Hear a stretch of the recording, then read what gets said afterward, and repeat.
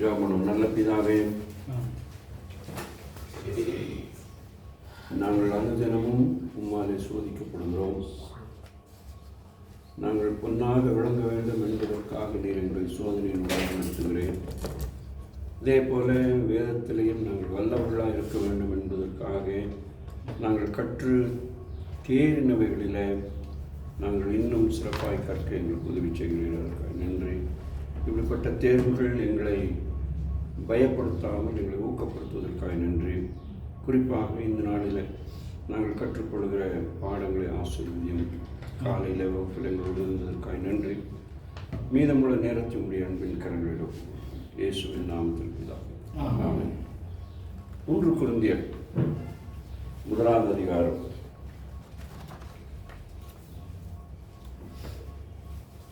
கடைசி 2 வசனங்களை நான் வாசிக்கிறேன், கவனமாக கேளுங்கள். கடைசி 2 வசனங்களில் 30வது வசனத்தின் நடுப்பகுதியிலிருந்து படிக்கிறேன். நடுப்பகுதியிலிருந்து எழுதப்பட்டிருக்கிறது. எழுதப்பட்டிருக்கிறபடி மேன்மை பாராட்டுகிறவன் கர்த்தரை குறித்தே மேன்மை பாராட்டத்தக்கதாக அவரே, அதாவது கிறிஸ்துவே, தேவனால் நமக்கு ஞானமும் நீதியும் பரிசுத்தமும் மீட்புமானார். சரியா? ஆகவே நம்முடைய ஆண்டவராய் இயேசு கிறிஸ்து தேவனால் நமக்கு ஞானமும் நீதியும் மீட்புமானார். இன்றைக்கு நாம் 3 புத்தகங்களை ஒரே வகுப்பில் படிக்கப் போகிறோம். நீதிமொழிகள், பிரசங்கி, உன்னதப்பாட்டு. நீதிமொழிகள், பிரசங்கி, உன்னதப்பாட்டு 3 நூல்களை நாம் இன்றைக்கு படிக்கப் போகிறோம். நீதிமொழிகளின் புத்தகத்தில் நம்முடைய ஆண்டவராகிய இயேசு கிறிஸ்துவை நாம் நம்முடைய ஞானமாக அறிய அந்த நூல் நமக்கு உதவி செய்கிறது. பிரசங்கி புஸ்தகம் இயேசு கிறிஸ்துவிலே எல்லாமே நிறைவடைகிறது, அல்லது இன்னொரு வார்த்தையில் சொல்ல போனால் எல்லா வாழ்வும் இயேசு கிறிஸ்துவிலே நிறைவடையும். 3வதாக உன்னத பாட்டு புஸ்தகங்களில் இயேசு நம்முடைய ஆத்ம நேசர், இயேசு நம்முடைய ஆத்ம நேசர் என்று நாம் வாசிக்கிறோம். நாம் நீதிமொழிகளின் புஸ்தகத்திலிருந்து நாம் தொடங்குகிறபடினாலே, நீதிமொழிகளின் புஸ்தகத்தில் 3வது அதிகாரம் 13வது வாக்கியம் இப்படி சொல்லுகிறது: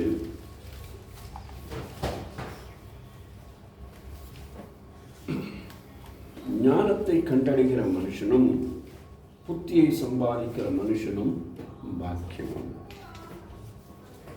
ஸோ யாரெல்லாம் நீதியும் ஞானத்தையும் புத்தியும் தேடுகிறார்களோ அவர்கள் எப்படிப்பட்டவர்கள்? பாக்கியம் உள்ளவர்கள் என்று படிக்கிறோம். ஆகவே இந்த நாளில் நாம் கடந்த 3 வாரங்களாக யோபு புஸ்தகம், சங்கீத புஸ்தகத்தை படித்திருக்கிறோம். யோபு புஸ்தகம் நம்மை ஆண்டவருக்குள்ளே உபத்திரவத்தினூடாக தைரியமாக இருக்க சொல்கிறது. சங்கீதம் நாம் பெற்றுக்கொண்ட ரட்சிப்பின் சந்தோஷத்தை கொண்டாட, பாடல் வழியாய் கொண்டாட நமக்கு உதவி செய்கிறது. நீதிமொழிகள், பிரசங்கி, உன்னத பாட்டு ஆகிய இந்த 3 புத்தகங்களும் வாழ்வின் யதார்த்தத்தை காண்பிக்கிறது. வாழ்வின் யதார்த்தத்தை காண்பிக்கிறது.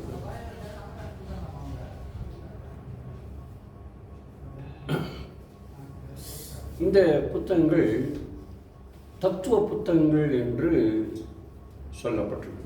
தத்துவ புத்தகங்கள் என்று சொல்லப்பட்டிருக்கு. இதை ஞான ஆகமங்கள் என்று வேத அறிஞர்கள் சொல்கிறார்கள். ஞான ஆகமங்கள் என்று சொல்கிறார்கள். Wisdom literature. அது மாத்திரமல்ல, இதை கவிதை ஆகமங்கள், கவிதை ஆகமங்கள் அல்லது பாடல் புத்தகங்கள் என்று சொல்லுகிறோம். இந்த புத்தகங்களில் நாம் ஒருவேளை சில புத்தகங்களில், உதாரணமாக நீதிமொழிகளும் பிரசங்கி புஸ்தகத்தில் அந்த பாடல்களுக்கான அமைப்புகள் இல்லாமல் இருக்கலாம். ஆனாலும் அவள் பாடல் நெறியில் எழுதப்பட்டபடினால் அதை பாடல் புத்தகமாக நாம் அறிந்து கொள்கிறோம். சரி, இப்பொழுது இந்த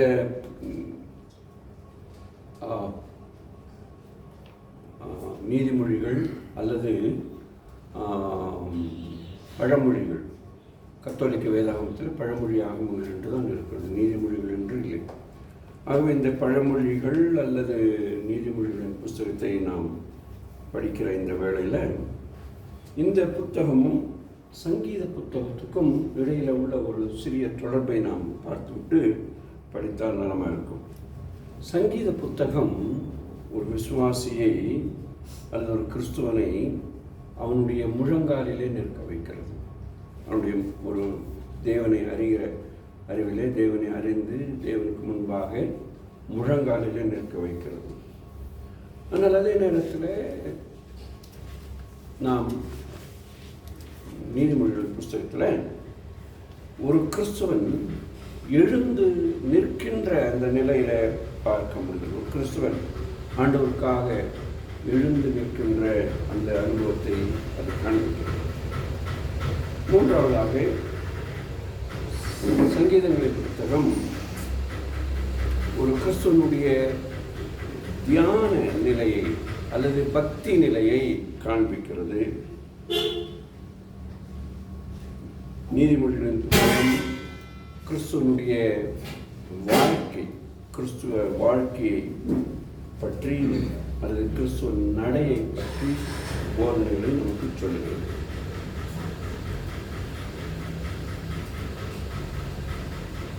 சங்கீதங்கள் நம்மை ஆண்டவரோடு கூட நெருங்கிய ஜப வாழ்க்கைக்குள்ளாக நடத்துகிறது. ஆனால் நீதிமொழிகள் புத்தகமோ ஒரு கிறிஸ்துவனுடைய வியாபாரம் அல்லது வியாபார இடம் அல்லது அவனுடைய வீடு அல்லது அவன் இருக்கின்ற பொதுவான இடம், இவைகளை சொல்லுகிறது. அந்த இடங்களில் அவன் எப்படி நடந்து கொள்ள வேண்டும், அந்த இடங்களில் எப்படி, வீட்டில் எப்படி நடந்து கொள்ள வேண்டும், வேலையில் வேலை செய்கிற இடத்தில் அவன் எப்படி நடந்து கொள்ள வேண்டும் என்பதை சொல்லுகிறது. ஆக இப்படிப்பட்ட ஒரு நல்ல புத்தகத்தை இன்றைக்கு நாம் படிப்பதற்கு ஆண்டவர் நமக்கு உதவி செய்கிறார். இந்த புத்தகம் நம்மை பக்தியிலே சிறந்த செயல்முறையாளராக காண்பிக்கிறது. பக்தியிலே சிறந்த செயல்முறையாளராக காட்டுகிறது. இந்த புத்தகத்தில் வாழ்க்கையின் எல்லா உறவுகளை குறித்தும் இந்த புத்தகம் நமக்கு சொல்கிறது. இந்த புத்தகம் கடவுளுக்கு நாம் செய்ய வேண்டிய கடமை, கடவுளுடைய சன்னிதானத்தில் அல்லது கடவுளுக்கு முன்னாக நாம் என்னென்ன கடமைகளை செய்ய வேண்டுமோ அதை செய்கிறது. அதே நேரத்தில் கடவுளுக்கு முன்பாக மட்டுமல்ல நம்முடைய உடன் சகோதர சகோதரிகளோடு அல்லது நம்முடைய அண்டை அயலகத்தாரோடு கூட நம்முடைய பிறனோடு கூட நாம் எப்படி வாழ வேண்டும் என்றும் கற்றுக் கொடுக்கிறது. மிக மிக முக்கியமானது. நம்முடைய கடமைகள் இந்த புத்தகத்தில் நிறைந்து காணப்படுகிறது. பார்க்கிறோம். இந்த நீதிமொழிகளின் புஸ்தகத்தை அதே போல பிரசங்க புஸ்தகத்தை, உன்னதப்பாட்டு புஸ்தகத்தை பொதுவாக யூதர்கள் என்ன செய்வார்கள், தேவாலயத்தோடு அல்லது ஜெபாலயத்தோடு ஒப்பிட்டு காண்பிப்பார்கள். ஜெபாலயத்தோடு அல்லது தேவாலயத்தோடு ஒப்பிட்டு காண்பிப்பார்கள்.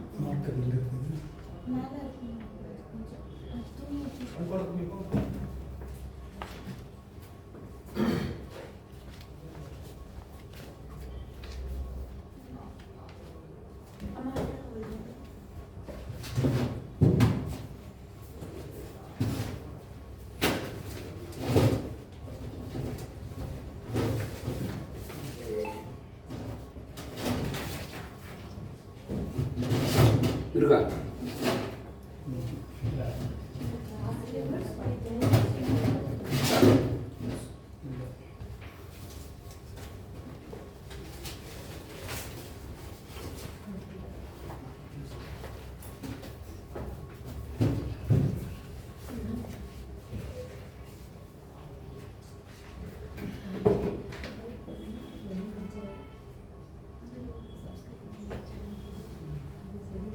சரி, பரவாயில்ல. கேபினட் இருக்கா? கேபினட்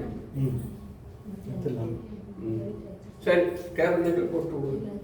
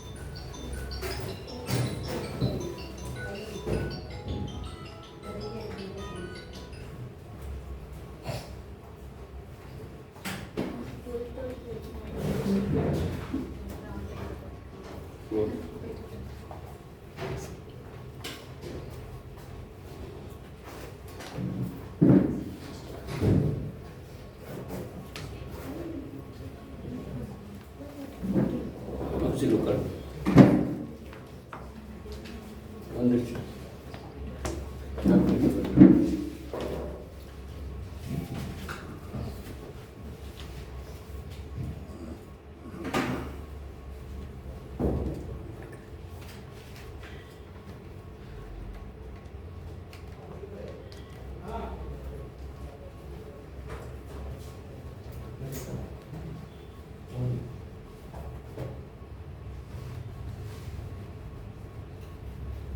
இது வந்து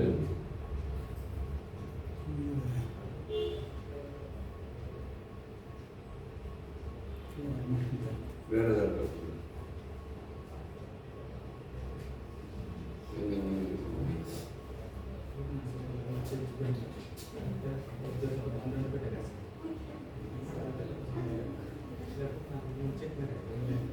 சரி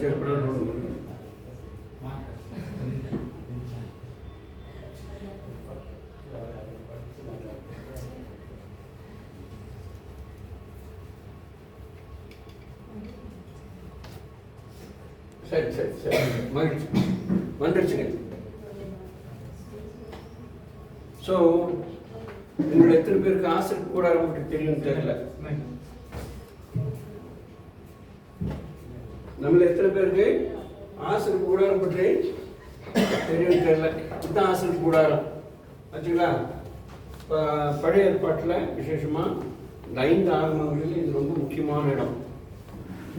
விசேஷமாக லேவியராகமும் எண்ணாகமும் உபாகமத்தில் இது ரொம்ப முக்கியமான இடம். சரிங்களா? சரி, இப்போ இது வந்து வெளிப்புறம். இது வெளிப்புறம். இங்கே தான் இஸ்ரவேல் மக்கள் 12 கோத்திரத்தாரும் இருந்தார்கள். சரிங்களா? ஸோ இந்த புத்தகத்தில் சாரி நீதிமொழிகள் புஸ்தகத்தில் உள்ள அந்த கருத்துக்கள் எல்லாம் இங்கே இருக்கிற மக்களுடைய வாழ்க்கையை நமக்கு காண்பிக்கிறது. இங்கே இருக்கிற மக்களுடைய வாழ்க்கையை காண்பிக்கிறது. அதே நேரத்தில் இங்கேயும் நமக்கு காண்பிக்கிறது. சரிங்களா? இப்போ இதுக்கு உள்ள இந்த கூடாரத்துக்கு உள்ள 2 இடங்கள் உண்டு. ஒன்று பரிசுத்த ஸ்தலம், இன்னொன்று மகா பரிசுத்த ஸ்தலம். தெரியும் நினைக்கிறேன். இந்த பரிசுத்த ஸ்தலம் வந்து பிரசங்கி புஸ்தகம். உள்ள இருக்கிற மகா பரிசுத்த ஸ்தலம் வந்து உன்னத பாட்டு என்று சாதாரணமாக சொல்லுவாங்க. அப்படி சாதாரணமாக சொல்லுவாங்க. ஸோ இதை நம்ம மனசில் வச்சோம்னா நமக்கு இந்த நிறைய கருத்துக்கள் நமக்கு புரிய வரும்.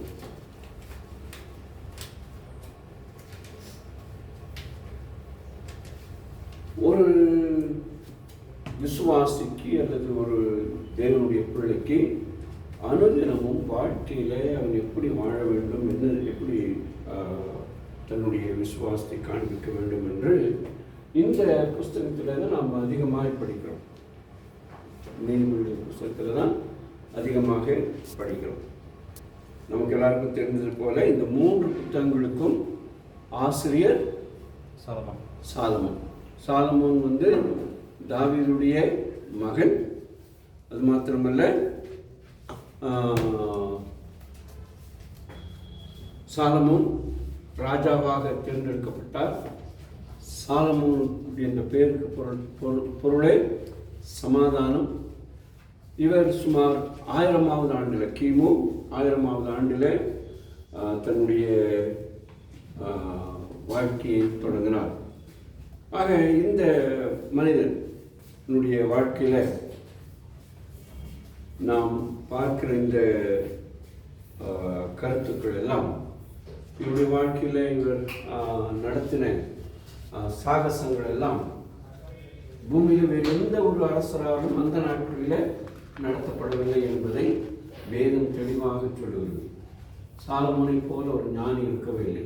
சாலமோனை போல ஒரு ஞானி இருக்கவில்லை. சாலமோனை போல ஒரு நீதி உள்ள அரசர் இருக்கவும் இல்லை.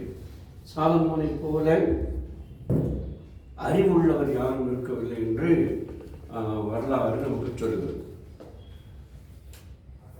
இந்த சாலமோன் பிற்காலத்தில் வந்த அநேக கிரேக்க தத்துவ ஞானிகள் இருந்தார்களா, அவர்கள் எல்லாரை காட்டிலும் சிறந்தவர். சுமார் 400 ஆண்டுகளுக்கு முன்பே, அவர்கள் வருவதற்கு முன்பே அவர் இந்த பூமியில் இருந்தார். சாதாரணமாக என்ன சொல்லுவாங்க, இவர்கிட்ட இருந்து படித்தார், இவர்கிட்ட படித்தாருன்னு சொல்லுவாங்க.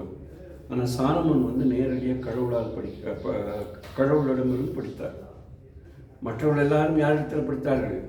ஒரு குருவினிடத்தில் படித்தார்கள். ஆனால் சாலமோனை பொறுத்த வரைக்கும் ஒருவேளை தன்னுடைய தகப்பனார் மூலமாக படித்திருந்தாலும் மற்ற கல்வியாளர்கள், அந்த நாட்களில் இருந்த அரண்மனை கல்வியாளர்கள், தீர்க்கதரிசிகள் இவர்கள் மூலமாக படித்திருந்தாலும் தேவன் அவருக்கு நிறைய கருத்துக்களை கற்பித்தார். பூமியில் சாலமோனை போல ஞானமான் யாரும் இல்லை என்று அவரை குறித்து வாசிக்கிறோம். அது மாத்திரமல்ல, இந்த சாலமோன் தன்னுடைய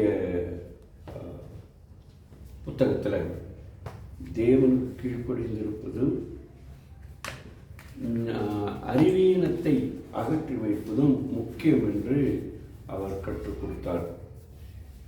இந்த புத்தகத்தை நாம் 2 பிரிவாக பிரிக்கலாம். ஒன்று ஞானம், இன்னொன்று அறிவியலித்தனம். அறிவுத்தனம், அறிவியலித்தனம் என்று 2 பிரிவாக பிரிக்கிறோம். இதெல்லாம் நம் பெருமானுக்கு. இந்த புத்தகம் தொடங்கும் போதே சாலமோனுடைய நீதிமொழிகள் என்று தான் தொடங்குகிறது. படிக்கலாம். 1வது அதிகாரம் 1வது வசனம் எடுத்து படிக்கலாமே. நீதிமொழிகள் 1:1.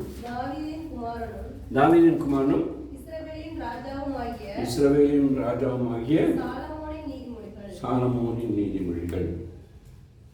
ஆக சாலமோன் நிறைய நீதிமொழிகள் எழுதியிருக்கிறார். ஆனால் நமக்கு தொகுக்கப்பட்டவைகள் கொஞ்சம், நமக்கு தொகுக்கப்பட்டவைகள் மிக மிக குறைவு.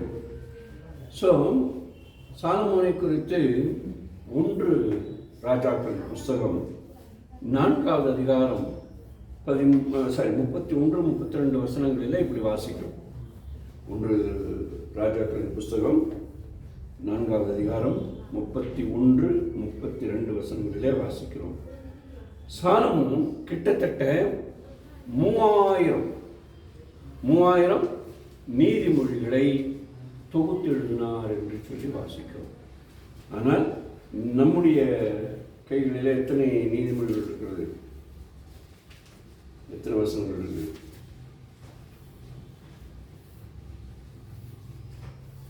914 915 நீதிமொழிகள் தான் நம்ம இடத்துல இருக்குது. 915 நீதிமொழிகள் தான். அதாவது 915 வசனங்கள். ஒரு வசனம் ஒரு நீதிமொழியாக எடுத்துக்கொண்டாலும், ஒரு வசனத்தை ஒரு நீதிமொழியாக எடுத்துக்கொண்டாலும் 915 தான். ஆனால் அவருடைய மற்ற நீதிமொழிகள் எல்லாம் கால வெள்ளத்திலே கரைந்து போய்விட்டன.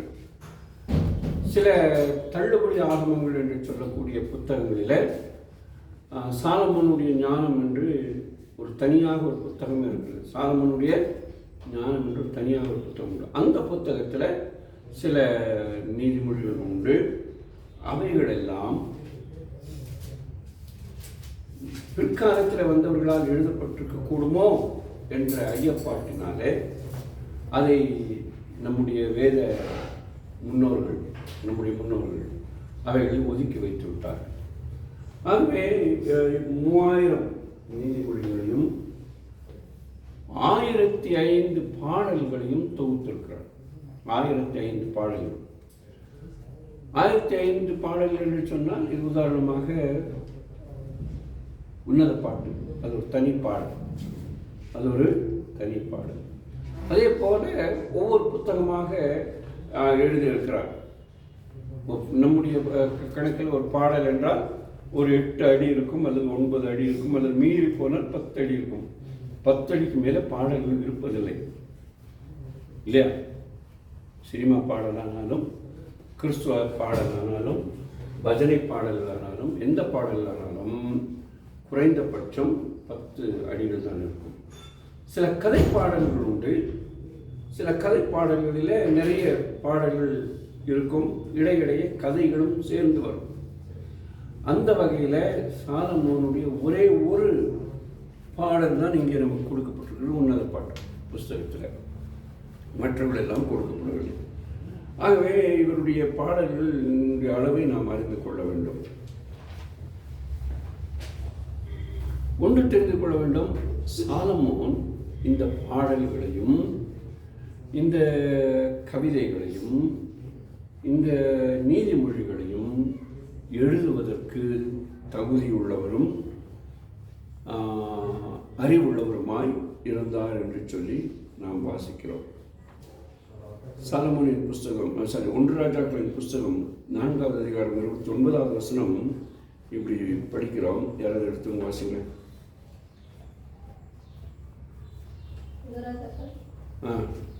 4:29 4வது அதிகாரம் 29வது வசனம். தேவன் சாலமோனுக்கு மிகுதியான ஞானத்தையும் புத்தியையும் கடற்கரை மணலத்தனையான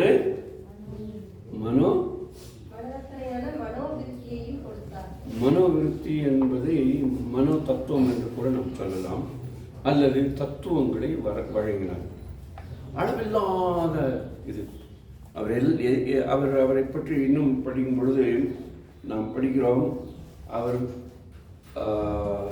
சோற்றிலே அல்லது வீட்டின் கூரையில் வளர்கிற அந்த செடி முதற்கொண்டு பெரிய பெரிய மரங்கள் வரைக்கும் அவர் என்ன செய்திருக்கிறார்?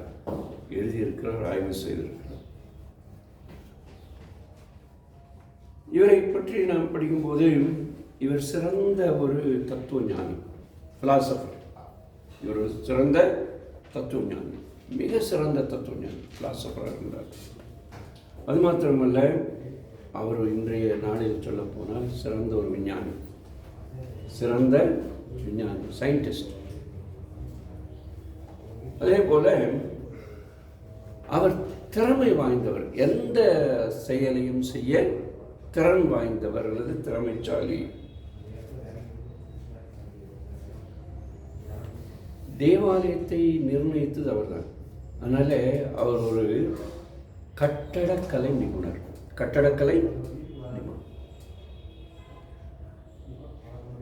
நீங்கள் தேவாலயத்தை பற்றி வேதம் சொல்கிற அந்த கருத்தை ராஜாக்களின் புஸ்தகத்திலும் 4ஆம் புஸ்தகத்திலும் படித்து பார்ப்போமானால், அந்த அந்த அமைப்புகள் எல்லாம், தேவாலயத்தினுடைய அமைப்புகள் எல்லாம் மிக சிறப்பாக அவர் வடிவமைத்து கொடுத்திருக்கிறார்.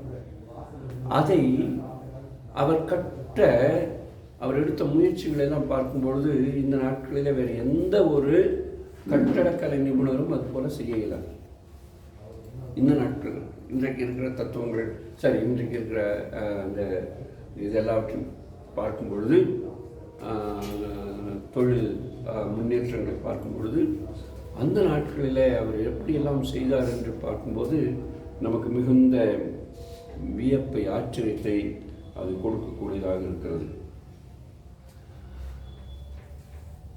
அந்த நாட்களில் இப்போ நமக்கு எருசலேம் தேவாலயம் இல்லை, சாலமோன் கட்டின தேவாலயம் இல்லை. சாலமோன் கட்டின தேவாலயம் அழிக்கப்பட்டது, நேபுகாத்நேச்சராலே அழிக்கப்பட்டது.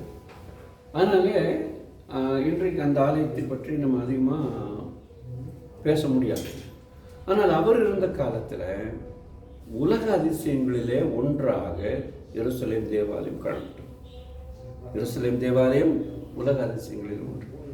எப்படி தாஜ்மஹால் உலக அதிசயங்களில் ஒன்றாக இன்றைக்கு கணக்கிடப்படுகிறதோ, அதே போல அந்த நாட்களில் சாலமோன் கட்டின தேவாலயம் உலக அதிசயங்களில் ஒன்றாக இருந்தது. தெரிந்தனே நம்ம தாஜ்மஹால் உலக அதிசயங்களில் ஒன்று. ஒவ்வொரு முறையும் ஏதாவது ஒரு 8-10 கட்டடங்களை உலக அதிசயமாக சொல்வார்கள். முந்தி உள்ளது அது அழிந்திருக்கும், அது மாறி இருக்கும். அதே போல சாலமோன் கட்டின அந்த தேவாலயம் உலக அதிசயமாக இருந்தது என்று நாம் அறிகிறோம். எல்லாவற்றுக்கும் மேலாக அவர் அரசராக இருந்தார். சாலமோன் நிறைய புத்தகங்களை எழுதியிருக்கிறார். அவைகளெல்லாம் நமக்கு கிடைக்கவில்லை. ஏனென்றால் அவர் சொல்லுகிறார், நிறைய புத்தகங்களை எழுதினதுனால சோர்வு உண்டாயிற்று என்று எழுதுகிறார். அதிகமாக படித்ததுனால களைப்பு உண்டாயிற்று என்று எழுதுகிறார். எப்படிங்க? அதிக படிப்பு அதான் களைப்பு ஏற்பட்டுச்சு அப்படின்னு சொல்லுவார். ஆக அதிகமாக கற்றார்.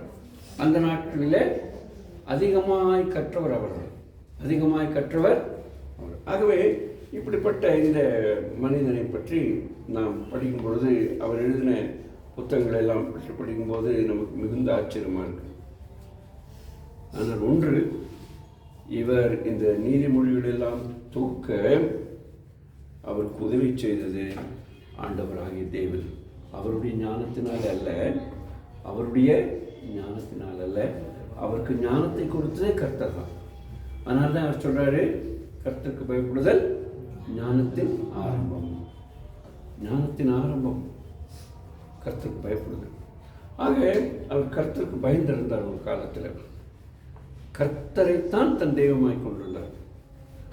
ஆனால் யாரோ சொல்லுவாங்களே, கழுதை தேஞ்சி கட்டெரும்பாச்சின்னு சொல்லி, அதே போல் அவர் தேவனை எந்த அளவுக்கு நம்பி சார்ந்து இருந்தாரோ அதே அளவுக்கு அவர் பின்வாங்கி போக ஆரம்பித்து விட்டார். பின்வாங்கி போனவர் பின்வாங்கி அப்படியே போகவில்லை, அவர் முன்னேறி வந்தார். அதனுடைய அடையாளமாகத்தான் அவர் பிரசங்கி புத்தகத்தை எழுதுகிறார். சரி, இப்பொழுது சாலமோனை பற்றி உள்ள ஒரு சில கருத்துக்களை நான் இங்கே உங்களோடு கூட பகிர்ந்து கொள்ள விரும்புகிறேன். சாலமோனை குறித்து நீதிமொழிகள் புத்தகம் 1வது அதிகாரம் 3வது வசனத்திலையும் 25வது அதிகாரம் 3வது வசனத்திலும் சொல்லப்பட்டிருக்கிறது. சாலமோனுடைய ஞானத்தை பற்றி 22வது அதிகாரம் 17வது வசனம் சொல்லப்பட்டிருக்கு. அதே நேரத்தில் இந்த நீதிமொழிகள் புஸ்தகம் எல்லாம் அனைத்து 31 அதிகாரங்கள் இருக்குல்ல, இது அந்த நாட்களில் நாங்கள் தினமும் ஒரு அதிகாரம் படிப்போம். இப்போ படிக்கிறது இல்லை. அந்த நாட்களில் அப்படி படிக்கிறது வழக்கம். அப்படி தினம் ஒரு நாள் ஒரு அதிகாரம் படிப்பதற்கு நமக்கு உதவி செய்கிறது இந்த புத்தகம். அவங்கள எத்தனை பேர் அந்த பழக்கம் வச்சுருக்கீங்கன்னு தெரியாது. தினம் ஒரு அதிகாரம் படித்தோம்னா இன்னும் சிறப்பாக நமக்கு அந்த நீதிமொழிகள் புத்தகத்தை நாம் புரிந்து கொள்வதற்கு உதவியாக இருக்கும். இப்போ ஒரு 31 அதிகாரத்தையும் சாலமோன் மாத்திரம் எழுதவில்லை. இதை வேறு சிலரும் சேர்ந்து எழுதியிருக்கிறார்கள். 25வது அதிகாரம் 1வது வசனத்தில் அந்த புத்தகம் தொடங்கும்போது எசேக்கியாவின் மனிதர்களால் எழுதப்பட்டது என்று தொகுக்கப்பட்டது அல்லது பெயர்த்து எழுதப்பட்டது என்று சொல்லப்பட்டிருக்கும். எசேக்கியாவின் மனிதர்கள் தொகுத்து அவைகளை இன்னொரு புத்தகத்திலிருந்து இந்த நீதிமொழி புத்தகத்தோடு எழுதி இணைத்திருக்கிறார்கள். 30வது அதிகாரம் ஆகூர் என்பவருடைய நீதிமொழிகள். எனக்கு இந்த 30வது அதிகாரம் ரொம்ப பிடிக்கும். ஏன்னா அங்கே ஆகூர் ஒரு அழகான ஒரு ஜெபம் பண்ணுவார். அந்த ஜெபம் என்னுடைய ஜெபமாக இருக்கும் எப்போவுமே. நம்ம கர்த்தருடைய ஜெபத்தை சொல்லுவோம் இல்லை, கர்த்தருடைய ஜெபத்தில் அன்றன்றுள்ள ஆகாரத்தை இன்று தாருன்னு சொல்லி ஜெபம் இருந்தேன். சரி, அந்த அன்றன்றுள்ள அந்த ஆகாரத்தை பற்றி சொல்லும்போது இந்த 30வது அதிகாரத்தில் ஆகூருடைய ஜெபமும் அது போலவே இருக்கிறது. அது படிக்கலாமே, படிச்சுட்டு அடித்து போவோம். அவர் சொல்லுவார்,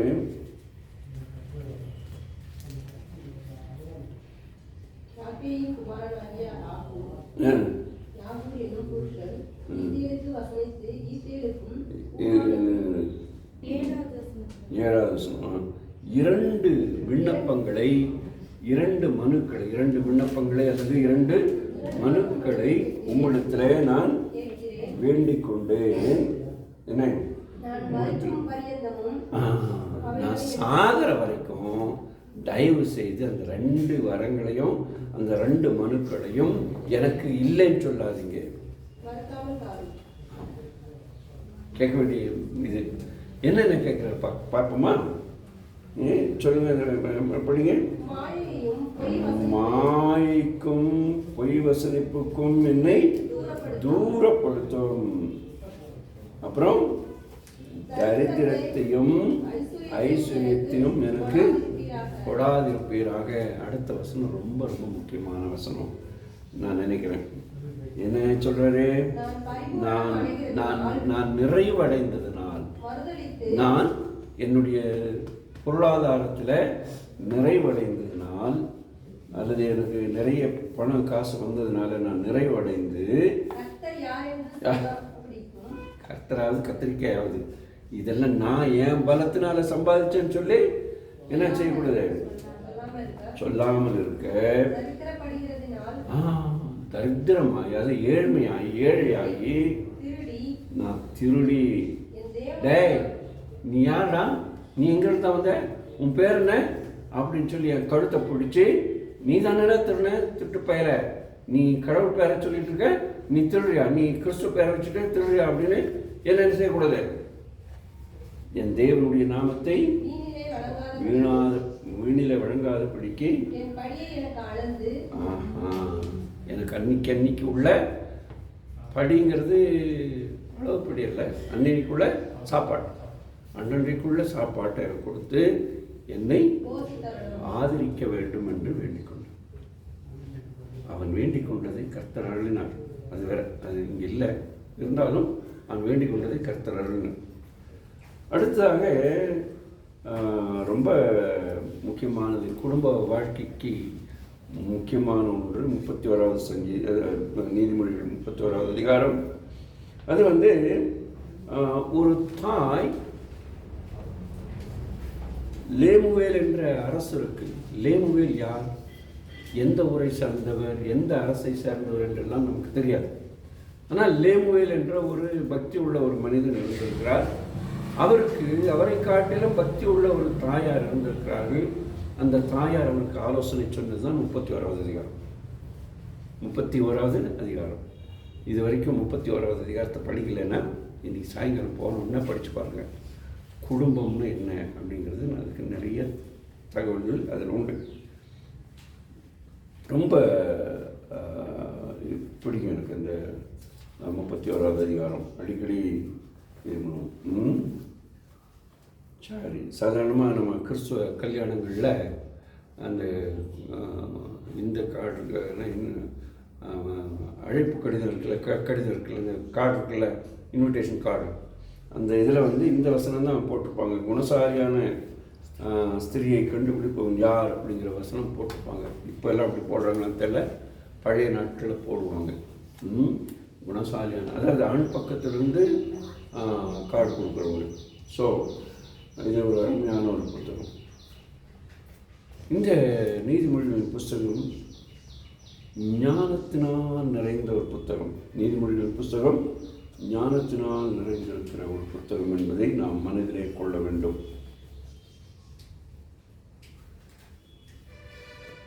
நிறைய பேர் இதை நான் ஏற்கனவே சொன்ன போல சாலமோனுடைய பேரை வச்சுக்கிட்டு இதில் கூட்டி குறைக்க முயற்சி பண்ணவங்க இருக்காங்க. அந்த வகையில் ஒரு முறை ஒரு வழக்கறிஞர், ஒரு லாயர், அவரும் முயற்சி பண்ணார். முயற்சி பண்ணிவிட்டு கொஞ்சம் மாற்றங்கள்லாம் செய்யணும்னு சொல்லி முயற்சி பண்ணும்போது கொஞ்சம் திருத்தம் பண்ணார். கடைசியாக அவர் வந்து ஆண்டவரை பார்த்து விட்டார். ஐயோ ஆண்டவரை, இந்த மாதிரி என்னால் செய்ய முடியாது. இப்போது நம்ம வந்து சில வார்த்தைகளை நம்ம வசதிக்கு தகுந்த மாதிரி மாற்றோம் இல்லை, அதே மாதிரி அந்த கருத்துக்கள் மாற்ற மாதிரி இவர் கருத்துக்கள் மாற்ற முயற்சி பண்ணார். கடைசி அவர் ஆண்டவரை பார்த்து விழுந்துட்டார். சரி, இப்போ இந்த புத்தகம் எல்லாருக்குமான புத்தகம், எல்லாருக்குமான புத்தகம். அதனால் இதை கவனமாக படிக்க ஆண்டவர் நமக்கு உதவி செய்யட்டும். முதல் 10 அதிகாரங்கள் இளம் வாலிபர்களுக்கான கடவுளுடைய ஆலோசனை. இளம் வாலிபர்களுக்கான கடவுளுடைய ஆலோசனை சாலமோன் மூலமாக நமக்கு வழங்கப்படுகிறது.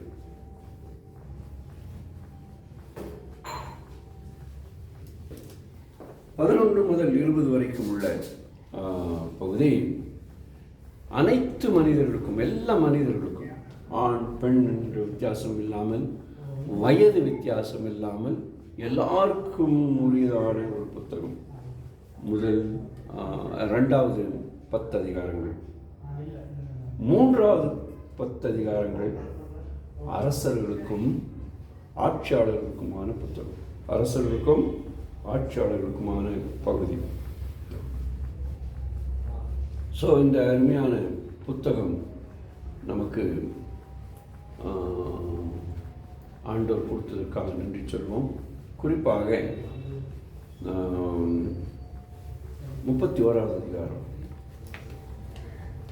பெண்களுடைய உரிமை, பெண்களுடைய பாக்கியம், இவைகளை நமக்கு கொடுக்கிறது. 31வது அதிகாரம் 31 என்னம்மா? உரிமை, சிலாக்கியம், இவைகளை சொல்லுங்கள். அதில் ஒரு வசனம் இருக்குல்ல, படிக்கலாமா?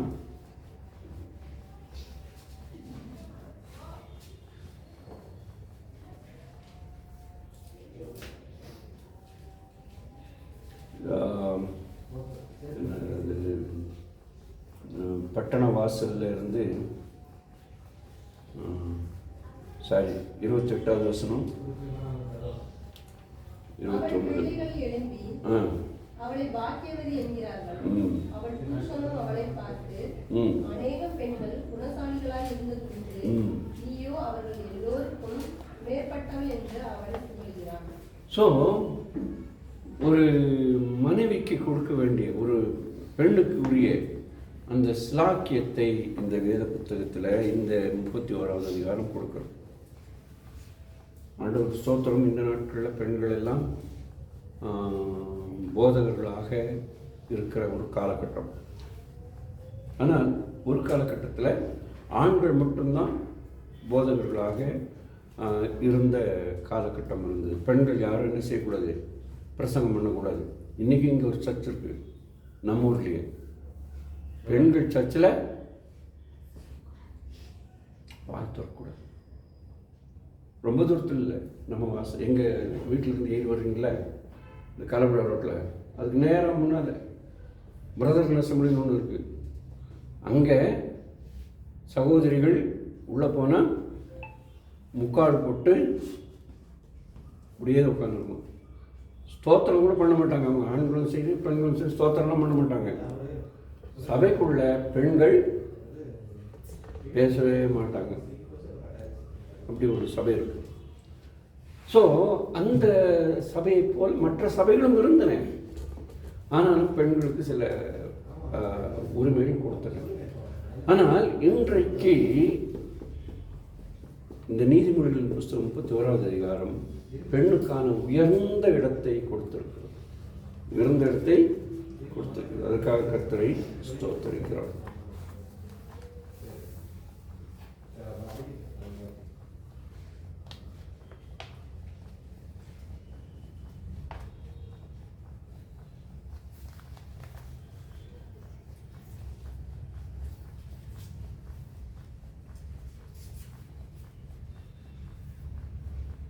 சரி,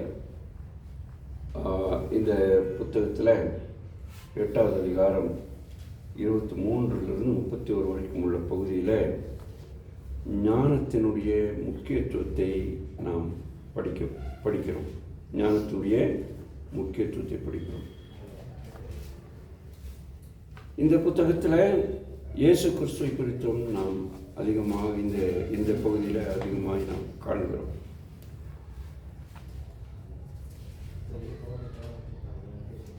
நாம் ஒருவேளை இந்த புத்தகத்தை ஆழமாக படிக்கும்போது இந்த புத்தகம் நமக்கு என்னத்தையெல்லாம் காண்பிக்கிறது என்பதை நான் வேகமாக சொல்ல விரும்புகிறேன்.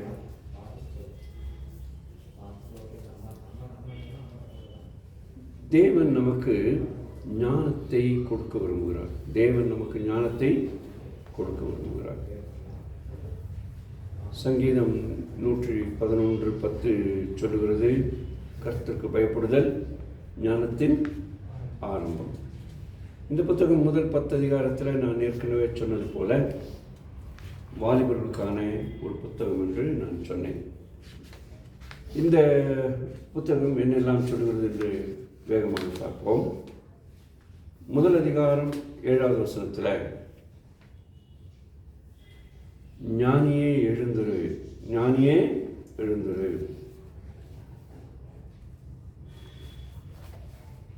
நீ ஞானமானா இருக்க வேண்டுமானால் ஆராதனை செய். நீ ஞானமானா இருக்க வேண்டுமானால் ஆராதனை செய். ஆனாலே உட்கார்ந்திருக்கிற அந்த வாலிபன் எழுந்திருக்க வேண்டும். 2வது அதிகாரம் 20வது வசனம் நேராக நடக்க வேண்டும். நேராக நடக்க வேண்டும். அந்த நாட்களில் 11ஆம் வகுப்பு படித்து முடித்த உடனே எல்லாரும் பள்ளிக்கூடத்துக்கு டாட்டா காமிப்பாங்க. ஏன்னா பியூசி போகணும், சரிங்களா? அந்த நாட்களில் எல்லோரும் என்ன செய்வாங்கன்னா சின்ன சின்ன இந்த ஆட்டோகிராஃபி வாங்குறதுக்கு சின்ன புக்கெல்லாம் கொடுத்து இதெல்லாம் வாங்குவாங்க. அப்போது அதில் எல்லோரும் ஒரு கருத்து எழுதுவாங்க. ஸோ அந்த வகையில் எழுதும்போது என்ன செய்வாங்கன்னா நேர்கொண்ட பார்வை வேண்டும் என்று எழுதி கொடுத்துருக்காங்க. ஆக நமக்கு நம்முடைய நடை, கிறிஸ்துவ நடை நேராக இருக்க வேண்டும் என்பதை இந்த புத்தகம் நமக்கு சொல்கிறது. 3வது அதிகாரத்தில் 6வது வசனத்தில் ஆண்டவரிடத்தில் எல்லாவற்றையும் கேட்க வேண்டும். அவர் நம்முடைய பாதையை அறிந்திருக்கிறார். அவர் நம்மை சரியான பாதையில் நடத்துவார். சரியான பாதையில் நடத்துவார். வழிகாட்டியாக இருப்பார். எழுந்து நிற்க வேண்டும், நேராக நடக்க வேண்டும், நேர்பாதையில் நடக்க வேண்டும். நம்மை பின்னின்று ஆலோசனை சொல்லி நம்முடைய வழியை ஆண்டவர் நமக்கு காண்பிப்பார். 3வது அதிகாரம். 4வது அதிகாரம் 26வது வசனம் நம்முடைய நடையை காத்துக்கொள்ள வேண்டும். நம்முடைய நடையை காத்துக்கொள்ள வேண்டும் என்று சொல்லுது.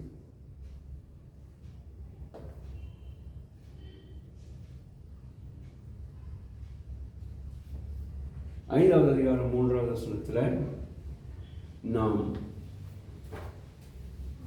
தப்பித்து ஓட வேண்டும். நாம் தப்பித்து ஓட வேண்டும் என்று சொல்லப்பட்டது. பாவம் நம்மை தொட வரும்பொழுது நாம் தப்பித்து ஓட வேண்டும். எழுந்திருக்க வேண்டும், நேராக நடக்க வேண்டும். நமக்கு பின்னாலே நமக்கு வழிகாட்டுகிறவர்கள் உண்டு. நாம் நம்முடைய நடைகளை பார்த்து எடுத்து வைக்க வேண்டும். சோதனை வரும்போது ஓடி போக வேண்டும். 5வது அதிகாரம் 3வது வசனம்.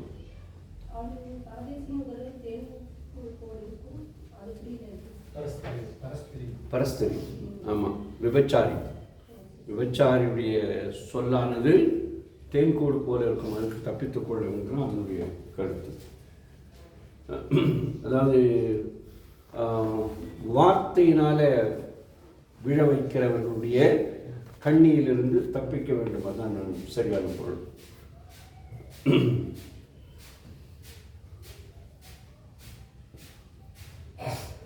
6வது அதிகாரம் 17 to 19 வரைக்கும்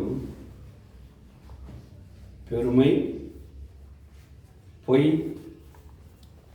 கொலை, வஞ்சகம்,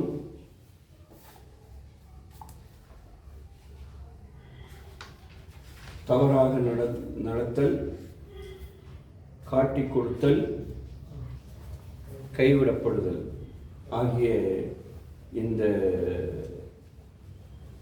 பட்டியல் எல்லாம் கடவுளுடைய பார்வையில் அது கருப்பு பட்டியல், பிளாக் லிஸ்ட்.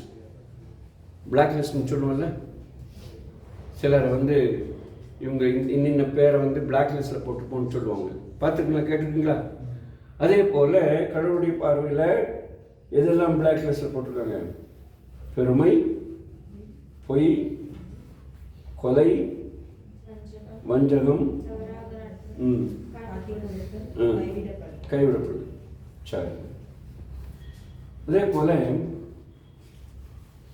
தீய பெண்களுக்கு கவனமாக இருக்க வேண்டும் என்று 7வது அதிகாரம் 15வது வசனம் முதல் 27வது வசனம் வரைக்கும் நமக்கு சொல்லுங்கள். நீங்கள் நேரம் எடுத்து படித்து பார்த்து கொள்ளுங்கள்.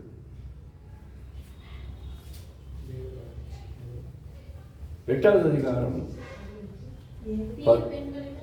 தீய பெண்களுக்கு எச்சரிக்கையாக இருக்க வேண்டும்.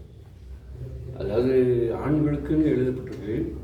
இப்போ தீய பெண்களுக்குன்னு சொல்லும்போது பெண்கள் நீங்கள் தீய ஆண்களுக்குன்னு எழுதி வைத்துக் கொள்ளலாம். தீய பெண்களுக்கும் தீய ஆண்களுக்கும் நாம் எச்சரிக்கையாக இருக்க வேண்டும், கவனமாக இருக்க வேண்டும். ரொம்ப ரொம்ப முக்கியம். ஏன்னா நம்முடைய ஆவிக்குரிய வாழ்க்கையில் அவர்கள் நம்மை விழுந்து போக செய்வார்கள் என்பதை நாம் அறிந்து கொள்ள வேண்டும். 8வது அதிகாரம் 11வது வசனம். செல்வம் செல்வம் செல்வம் அவசியம். ஆனால் நம்முடைய நடக்கை அதை விட முக்கியம். செல்வத்தை போல மதிப்புள்ளது நம்முடைய நடக்கை என்று சொல்லுகிறோம். 8வது அதிகாரம் 11வது வசனம்.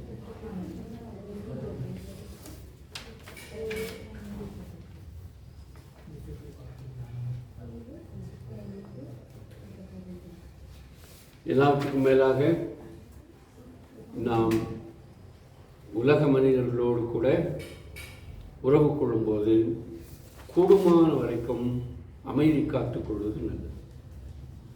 கூடுமான வரைக்கும் அமைதி காத்துக்கொள்வது நல்லது. 10வது அதிகாரம் 19வது வாக்கியம். 10வது அதிகாரம் 19வது வாக்கியம். ஆக இந்த புத்தகம் முழுவதுமே நடைமுறை சம்பந்தமானது.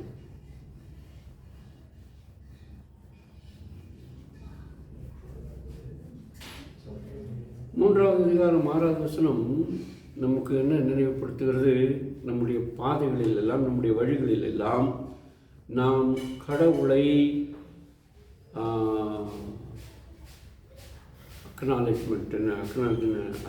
அறிக்கை செய்ய வேண்டும். கடவுளை நாம் அறிக்கை செய்ய வேண்டும் என்று சொல்கிறது. 3வது அதிகாரம் 6வது வாக்கியம். உன் வழிகளிலெல்லாம் அவரை நினைத்துக்கொள், அப்பொழுது அவர் உன் பாதைகளை செவ்வையாக்குவார் என்று வேதம் சொல்கிறது. ஆகவே நம் பாதைகளெல்லாம் நாம் செவ்வையாக நடக்க வேண்டுமானால் நாம் மிக கவனமாக நாம் அவரை அறிக்கை செய்ய வேண்டியவர்களாக இருக்கிறோம். 4வது அதிகாரம் 15வது வாக்கியம் இப்படி சொல்கிறது. 14 துன்மார்க்கனுடைய பாதையிலே பிரவேசியாதே, தீயோருடைய வழியிலே நடக்காதே, அதை வெறுத்து விடு, அதன் வழியாய் போகாதே, அதை விட்டு விலகி கடந்து போ என்று எச்சரிக்கவும் செய்கிறது. ஆகவே இந்த வசனம் நில் கவனி, நில் கவனி. எப்போவுமே இந்த பாதையில் போகும்போது இந்த வளைவுகளில் அல்லது வண்டி முந்த முயற்சிக்கின்ற அந்த சிறிய பகுதிகளில் ஒரு எச்சரிக்கை பலகை போட்டிருப்பார்கள். என்னென்று? நில் கவனி என்று. அதே போல வாழ்க்கையிலையும் நாம் நின்று கவனிக்க வேண்டும். ஆண்டவர் நமக்கு என்ன சொல்கிறார்? நில் கவனி அல்லது கேள். நில் கவனி என்றால் கேள் என்று நமக்கு சொல்லிக் கொடுக்கிறார். ஆகவே நாம் கடவுளுக்கு பயந்தவர்களாக வாழும்போது அது தகப்பனுடைய விருப்பத்தை நிறைவேற்ற நமக்கு உதவி செய்யும். நாம் கடவுளை நேசிக்கிறோம், கடவுள் நம்மை நேசிக்கிறார் என்ற கருத்தை நமக்கு சொல்லுகிறதாக இருக்கிறது. 7வது வசனம், 4வது அதிகாரம் 7வது வசனம் மிக அழகான ஒரு கருத்தை சொல்கிறது. 5வது வாக்கியம் தொடங்கி ஞானத்தை சம்பாதி, ஞானத்தை சம்பாதி. எதை சம்பாதித்தாலும் ஞானத்தை சம்பாதி. புத்தியை சம்பாதி. என் வாயின் வார்த்தைகளை மறவாமலும் விட்டு விலகாமலும் இருக்கும். அதை விடாதே, அது உன்னை தற்காக்கும். அதன் மேல் பிரியமாயிருக்கும், அது உன்னை காத்துக்கொள்ளும். முக்கியமான ஒரு வசனம். ஞானமே முக்கியம், ஞானமே முக்கியம். முக்கியம் எது இன்றைக்கு நமக்கு? ஞானமே முக்கியம். ஞானத்தை சம்பாதி. எண்ணத்தை சம்பாதித்தாலும் புத்தியை சம்பாதித்துக்கொள். கோடி கோடியாக பணம் இருக்கும், ஞானமும் அறிவும் இல்லாமல் இருப்பார்கள், ஞானமும் புத்தியும் இல்லாதவர்களாக இருப்பார்கள். ஆக நாம் அப்படி இராதபடி ஞானமாகிய கிறிஸ்துவை சம்பாதித்து, புத்தியாகிய கிறிஸ்துவை சம்பாதித்து ஞானத்தோடு வாழ ஆண்டவர் நமக்கு தொடர்ந்து உதவியும் ஒத்தாசையும் செய்வாராக. ஆக அவரையே நாம் எப்பொழுதும் பற்றி பிடிக்க ஆண்டவர் நமக்கு தொடர்ந்து உதவி செய்வாராக.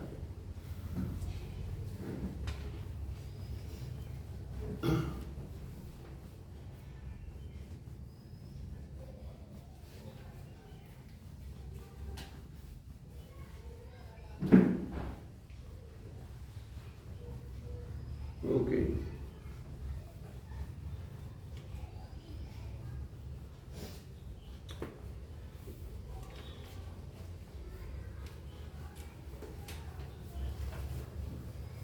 நீதிமொழிகளின் புஸ்தகத்தை நாம் வாசிக்கும் பொழுதெல்லாம் நமக்கு ஒரு எச்சரிப்பின் சத்தம் வரும். மூடனாயிராதே. என்னவாயிராதே? மூடனாயிராதே. இது ஒரு நல்ல ஆலோசனை. முட்டாளாக இருக்காது.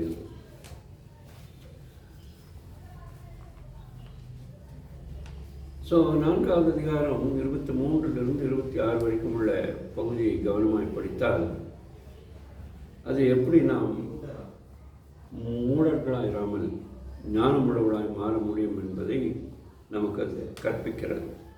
ஒன்று, 23வது வாக்கியம், இருதயத்தை காத்துக்கொள்ள வேண்டும். இருதயத்தை காத்துக்கொள்ள வேண்டும். 24வது வசனத்தில் நம்முடைய வாயில் வருகிற தாறுமாறுகளை அகற்றி விட வேண்டும். தாறுமாறான வார்த்தைகள். தாறுமாறான வார்த்தைகள் என்ன? கெட்ட வார்த்தை. நம்முடைய வாயிலிருந்து வருகிற கெட்ட வார்த்தைகளை. கெட்ட வார்த்தைகள் ஒன்றும் உங்களுடைய வாயிலிருந்து புறப்படலாகாது. ஸோ அடுத்து கண்ணுக்கு சொல்லப்பட்டிருக்கிறது, நம்முடைய இருதயத்துக்கு சொல்லப்பட்டிருக்கிறது. அடுத்து கண்ணுக்கு சொல்லப்பட்டிருக்கிறது 25வது வசனம், உன் கண்கள் நேராய் நோக்க கடவுள். உன் கண்கள் நேராய் நோக்க கடவுள். இது ஒரு அழகான வசனம். அந்த நாட்களில் சென்னையில் சுந்தரம்னு ஒருத்தர் இருந்தார். அவங்க சர்ச்சில் அவங்களுக்கு தெரியும்னு நினைக்கிறேன். சுந்தரம். அவங்க சர்ச்சுக்கு 1980வது வருஷம் ஒரு முறை அந்த பெரிய பாஸ்டர் பார்க்குறதுக்கு ஒரு முறை போயிருந்தேன். சுந்தரம் பாஸ்டருடைய சர்ச்சு பெரிய ஹாலாக கட்டியிருந்தாங்க. ஒரு மெத்த மேலே கட்டியிருந்தாங்க. பாஸ்டர் கீழே இருக்கிறாரு, சர்ச் மேலே நடக்கும். ஸோ அங்கே போகும்போது ஆண்கள் பெண்கள்னு 2 பேரும் பிரிவு. சில சர்ச்சஸில் ஆண்கள் பெண்கள்லாம் ஒன்றா உட்காந்துருப்பாங்க, நம்ம பார்த்துருக்கோம் இல்லையா.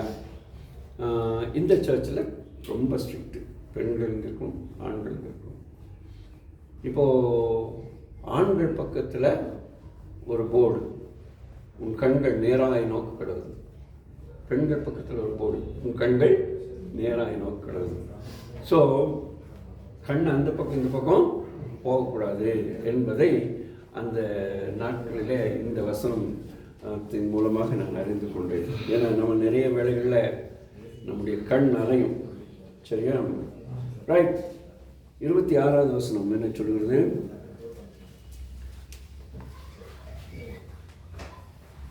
உன் கால்நடைகளை சீராக்கி பார், உன் வழிகளெல்லாம் நிலைவரப்பட்டு இருக்கும், இடதுபுறமாவது வலதுபுறமாவது திரும்பாது. ஸோ இங்கே மனுஷனுடைய உணர்வுகளை புரிந்து இந்த புத்தகம் நமக்கு ஆலோசனை சொல்கிறது. எல்லாருக்கும், ஆண்கள் பெண்கள் எல்லாருக்கும் ஆலோசனை சொல்கிறது. இருதயத்தை காக்க வேண்டும், இருதயத்தை காக்க வேண்டும், இருதயத்தை எல்லா காவலோடும் காத்துக்கொள்ள வேண்டும், இருதயத்தை எல்லா காவலோடும். ஏன்னா நம்முடைய சிந்தனையை போல வேகமானது இந்த பூலோகத்தில் வேறு எதுவும் இல்லை.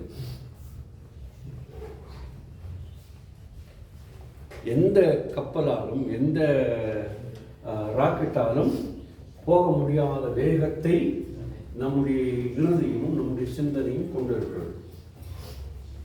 இங்கே உட்கார்ந்துருக்கிறது இங்கே தான். நம்ம அமெரிக்காவுக்கு போய் உட்காந்துட்டு வந்துடுவோம். சரி, அமெரிக்காலாம் வேண்டாம் விடுங்க, சென்னையில் போய் உட்காந்துட்டு வந்துடுவோம். இல்லைன்னா திடீர்னு அப்படியே உட்காந்துட்டே இருக்கிறோம், தரங்கம்பாடி போயிடுவோம். நம்ம எல்லாம் தரங்கம்பாடி சமீபத்தில் போனதை நான் சொல்கிறேன். இங்கே உட்காந்துருப்போம், திடீர்னு நம்ம வீட்டுக்கு போயிட்டு வந்துடுவோம். நம்ம வீடு எவ்வளோ தூரம் இருக்கும்? வீட்டுக்கு போய் அந்த பொருள் அங்கே வச்சு அங்கே இருக்கா இல்லையா, யாருக்கா தெரிஞ்சிருச்சா தெரியலையா, அது அங்கே இருக்குமா இருக்காதா இப்படிங்கிற இந்த வேகம் இருக்குல்ல, இந்த வேகம் எந்த ஒரு வாகனத்துக்கும் இல்லை.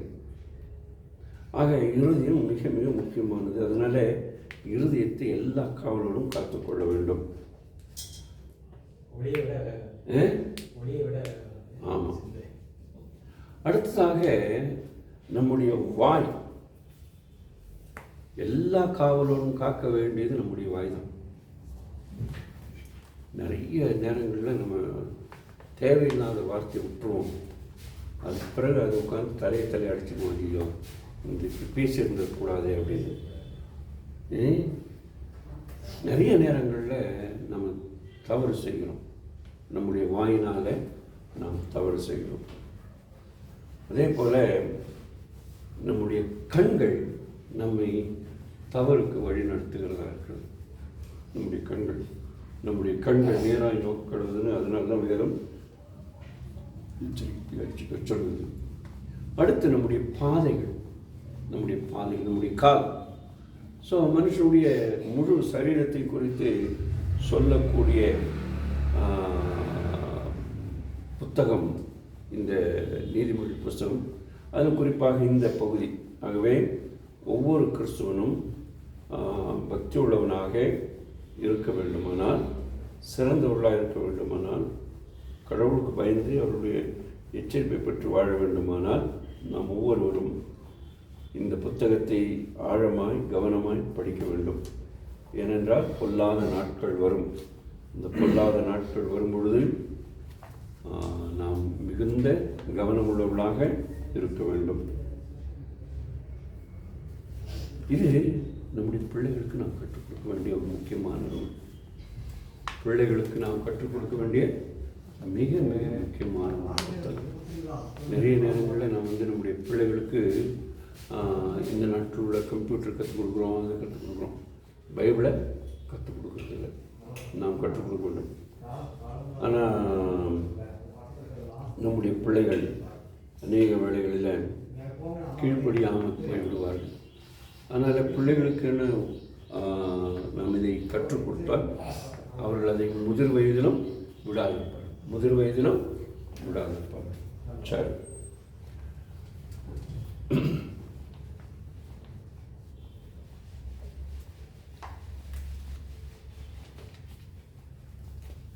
நான் ஏற்கனவே சொன்னது போல இந்த புத்தகம் வாலிபர்களுக்கும் பிள்ளைகளுக்கும் மாத்திரமல்ல, எல்லா மனிதர்களுக்கும் உரியது. ஆகவே இந்த புத்தகம் நமக்கு 11வது அதிகாரம் 24வது வசனத்தில்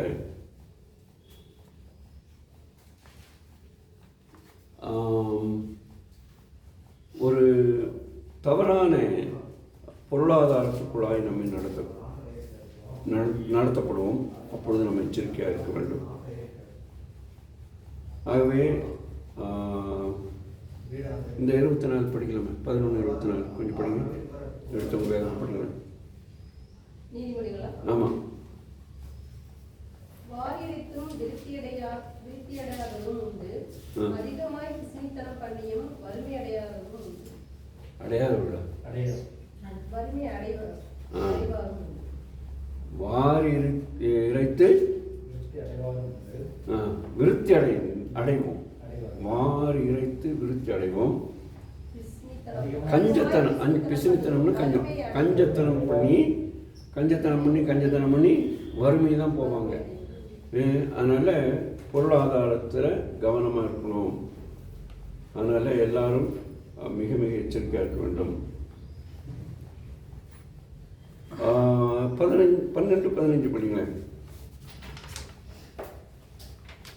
மதியனுடைய வழி அவன் பார்வைக்கு செம்மையாய் இருக்கும், ஆலோசனைக்கு செவி கொடுக்கிறவனோ ஞானம் உள்ளவன். ஸோ மிக மிக எச்சரிக்கையாக நாம் இருப்பதை குறித்து இந்த பகுதி நமக்கு சொல்கிறது. ஞானத்தை பற்றி, மூடத்தனத்தை பற்றி நமக்கு இது கற்பிக்கிறது. 13:5 ஒவ்வொரு அதிகாரத்தில் ஒரு வசனம், முக்கியமான வசனம். நீதிமான் பொய் பேச்சை வெறுக்கிறான், துன்மார்க்கனோ வெட்கமும் லட்சியமும் உண்டாக்குகிறான்.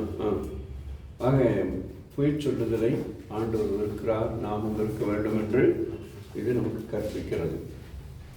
அடுத்ததாக 15:1 மெதுவான பிரதியுத்தரம் உக்கிரத்தை மாற்றும், கடும் சொற்களோ கோபத்தை எழுப்பும். உண்மைதானே? நம்ம வீட்டிலே எடுத்துக்கோமே, என்ன ஹஸ்பண்ட் அண்ட் ஒய்ஃபோ அல்லது பிரதர்ஸுக்குள்ளேயோ பேரண்ட்ஸுக்குள்ளேயோ நம்முடைய அப்பா அம்மா கூடவோ நாம் பேசும்போது ஒரு சின்ன வார்த்தை, கொஞ்சம் யாராவது ஒருத்தர் வார்த்தையை உயர்த்தினா, அந்த சத்தத்தை உயர்த்தினா என்ன ஆகிடும்? வீடு கலாபரம் ஆகிடும் இல்லையா? ஸோ அதனால் அந்த கவனமாக நம்முடைய வார்த்தைகளை நாம் பேச வேண்டும், கோபம் இல்லாமல் இருக்க வேண்டும் என்றெல்லாம் நமக்கு இந்த புத்தகம் கற்பிக்கிறது. 16:2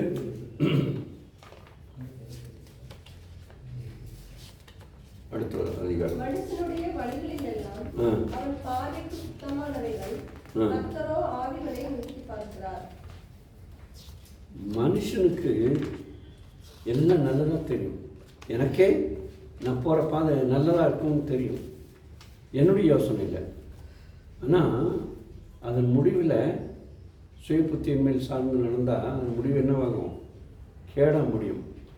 ஆனால் என்னுடைய பாதைகள் ஆண்டவருக்கு பிரியமாக இருக்கா பிரியம் இல்லையாங்கிறத யார் நிர்ணயம் பண்ணுறது? கர்த்தர் நிர்ணயம் பண்ணுறார். அதனால் ஸ்பர்ஜனுக்கு இந்த வாக்கியம் ரொம்ப பிடித்தமான ஒரு வாக்கியம். ஸ்பர்ஜன் தெரியுங்களா? கேள்விப்பட்டிருக்கீங்களா? ஸ்பர்ஜனுங்கிற பற்றி அவரை பற்றி படிங்க தயவுசெய்து. ஸ்பர்ஜனுங்கிற ஒரு பிரசங்கியாரை பற்றி படிங்க. அந்த இது நம்முடைய பாவங்களிலிருந்து நாம் தூய்மையாக இருக்க வேண்டும், சுத்தமாக இருக்க வேண்டும் என்பதை சொல்லுகிற ஒரு பகுதியாக இருக்கிறது. நமக்கு எல்லாருக்கும் நண்பர்கள்னால் ரொம்ப இஷ்டம். நண்பர்கள் இருக்கணும்னு விரும்புகிறோம். நண்பர்களை எப்படி சம்பாதிப்பது என்று இந்த புத்தகம் தான் நமக்கு சொல்லுகிறது. நண்பர்களை எப்படி நாம் சம்பாதிக்க வேண்டும் என்று நிறைய புத்தகங்கள் கடையில் இன்றைக்கி இருக்கு. சில அவங்க அமெரிக்க புத்தகங்கள் ஆக்சுவலி சொல்லப்போனோம். How to win friends and how to get a good relationship with your friends அப்படின்னு எல்லாம் இருக்கும். ஆனால் அதில் இருக்கிற வழிமுறைகள்லாம் நமக்கு ஒத்துக்கிறது இல்லை. ஆனால் நம்முடைய வேதம் சொல்லுகிற வழிமுறை மிக சிறப்பாக இருக்கும். ஸோ 18வது அதிகாரம் 24வது வாக்கியத்தில் அப்படி நாம் வாசிக்கிறோம். படிக்கலாமா? 18:24 நண்பர்களை சம்பாதிப்பது எப்படி? ஸ்நேகம் பாராட்ட வேண்டும். சகோதரர்களும் அதிக சொந்தமாக ஸ்நேகிக்கவும். சகோதரனும் அதிகமாய் ஸ்நேகிக்கவும். ஸோ சில வேளைகளில் நம்முடைய அண்ணன் தம்பிகளை விட நம்முடைய நண்பர்கள் நமக்கு உயிர் கொடுப்பாங்க. அதனால தான் தமிழில் நண்பர்களுக்கு ஒரு சிறந்த வார்த்தை சொல்லப்பட்டிருக்கும். தோழன், தோழி. தோழன்னா என்ன அர்த்தம்? தோழின்னு என்ன அர்த்தம்?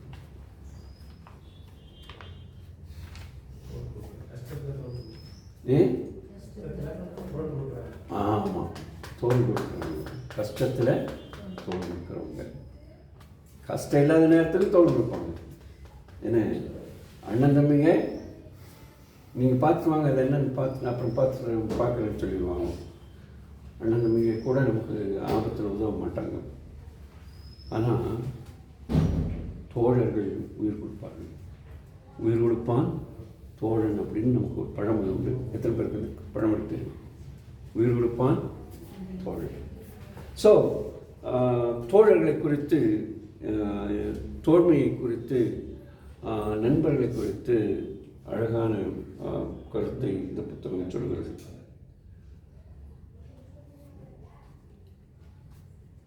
குடிக்கக்கூடாது என்பதை 20வது அதிகாரம் 1வது வசனம் சொல்லுகிறது. 20வது அதிகாரம்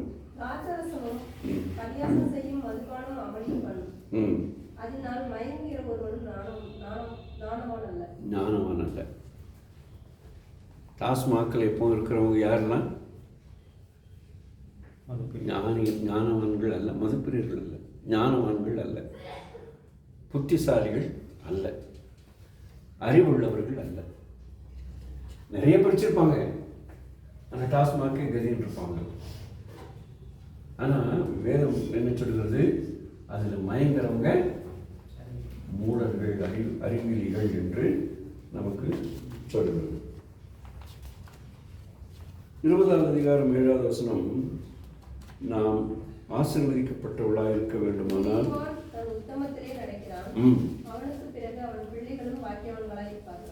ஸோ நமக்கு கொடுக்கப்பட்ட ஆசீர்வாதங்களில் ஒன்று இது. நீதிமான்கள் உத்தமமாய் நடப்பதற்கு உதவி செய்கிற புத்தகம். நீதிமான்கள் உத்தமமாய் தான் நடப்பார்கள். அந்த அப்படி உத்தமமாய் நடக்கும்போது நாம் மாத்திரமல்ல, நம்முடைய பின் சந்ததியர், நம்முடைய பிள்ளைகளும் ஆசீர்வதிக்கப்படுவார்கள் என்று வேதம் சொல்கிறது.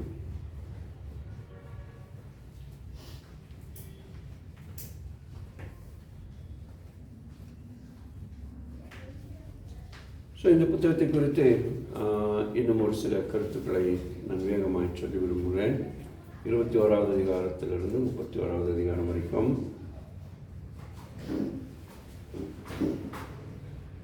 சுய கட்டுப்பாடு 21வது அதிகாரம் 23வது வாக்கியம். நம்முடைய உதடுகளை காத்துக்கொள்ள வேண்டும். சரிங்களா? 22வது அதிகாரம் 1வது வசனம், நல்ல பேரை சம்பாதிக்க வேண்டும். நல்ல சொத்து சம்பாதிக்கிறோமோ இல்லையோ, நல்ல பேரை சம்பாதிக்க வேண்டும். 22வது அதிகாரம் 31வது வசனம், நாம் மதுபானத்துக்கு அடிமைகளாகக்கூடாது.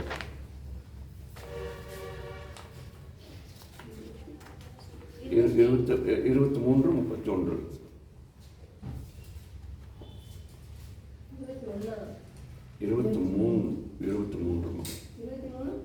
23:31.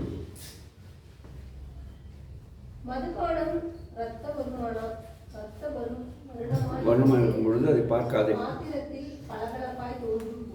அதை பார்க்காது. பாம்பை போல கடிக்கும், பாம்பை போல கடிக்கும். சரி, சரி. அதனால் நம்முடைய சகோதரிகள் மதுபானத்துக்கு அடிமைகளாக இருந்தால் அவங்களுடைய நிலைமை எப்படி இருக்குங்கிறது அதை சொல்லப்பட்டிருக்கு. ஸோ சிறந்த ஆலோசனை 24வது அதிகாரம் 24வது அதிகாரம் 6வது வசனம்,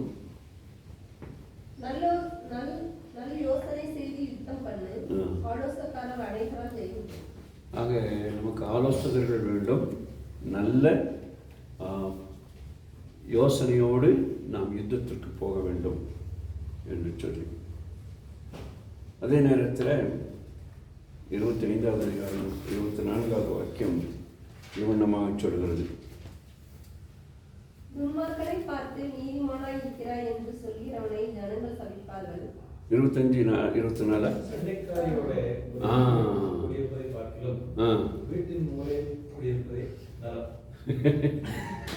அது ஆக்சுவலி இப்படி சொல்லலாம், சண்டைக்காரியோடும் சரி சண்டைக்காரனோடும் சரி.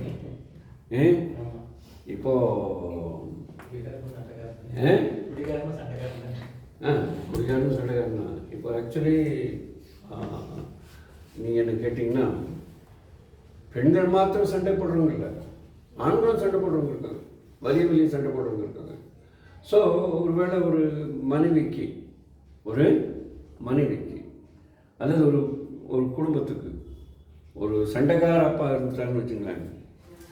நிறைய சண்டைக்கார அப்பாங்க இருக்காங்கல்ல, ரொம்ப வேலைக்கு வாங்குறவங்க. அப்படி இருந்தால் அப்படிப்பட்டவங்களோடு இருக்கிறத விட ஒரு மூலையில் இருக்கிறது நல்லது அப்படிங்கிறது சொல்லுது.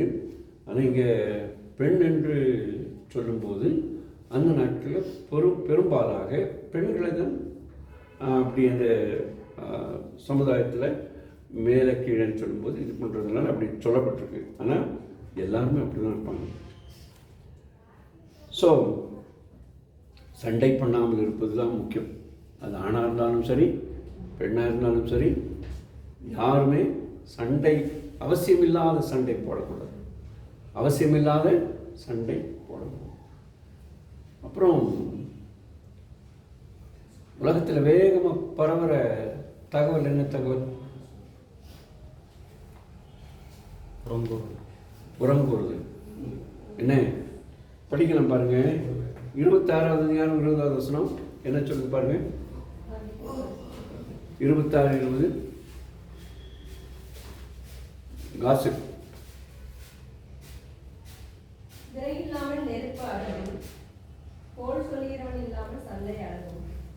உண்மைதானே?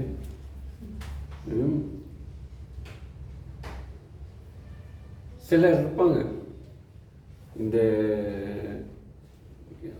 ஒரே ஒரு கட்டை மாதிரி எரிஞ்சுக்கிட்டே இருக்கும், புகஞ்சிக்கிட்டே இருக்கும். அந்த மாதிரி இந்த கோல் சொல்லுவாங்க, சரியில்லை உங்களுக்கு தெரியும் பேசிகிட்டு இருப்பாங்க. அவங்க இல்லாமல் இருந்துட்டாங்கன்னா, இவங்களை பற்றி அவங்களுக்கு சொல்கிறேன், அவங்கள பற்றி அவங்களுக்கு சொல்கிறேன், அவங்க அந்த மாதிரி ஆட்கள் இல்லாமல் இருந்துட்டாங்கன்னா அமைதியாகிடும். இல்லைன்னா சண்டை பற்றிக்கும். இதுதான் முக்கியம். சரி, நாம் எல்லாரும் இன்றைக்காக வாழ பிறந்தவர்கள். சினிமாக்காரனுக்கு வேணும் நாளை நம்ம இருக்கலாம், ஆனால் நமக்கெல்லாம் இன்று, ஏன்னா நாளை நாள் பிறப்பதை அறியாயே என்று வேதம் நமக்கு சொல்லுகிறது. அதனால் நாளையை பற்றி பெருமை பாராட்டக்கூடாது என்பதை குறித்து வேதவசனம் நமக்கு எச்சரிக்கிறது. 27:1.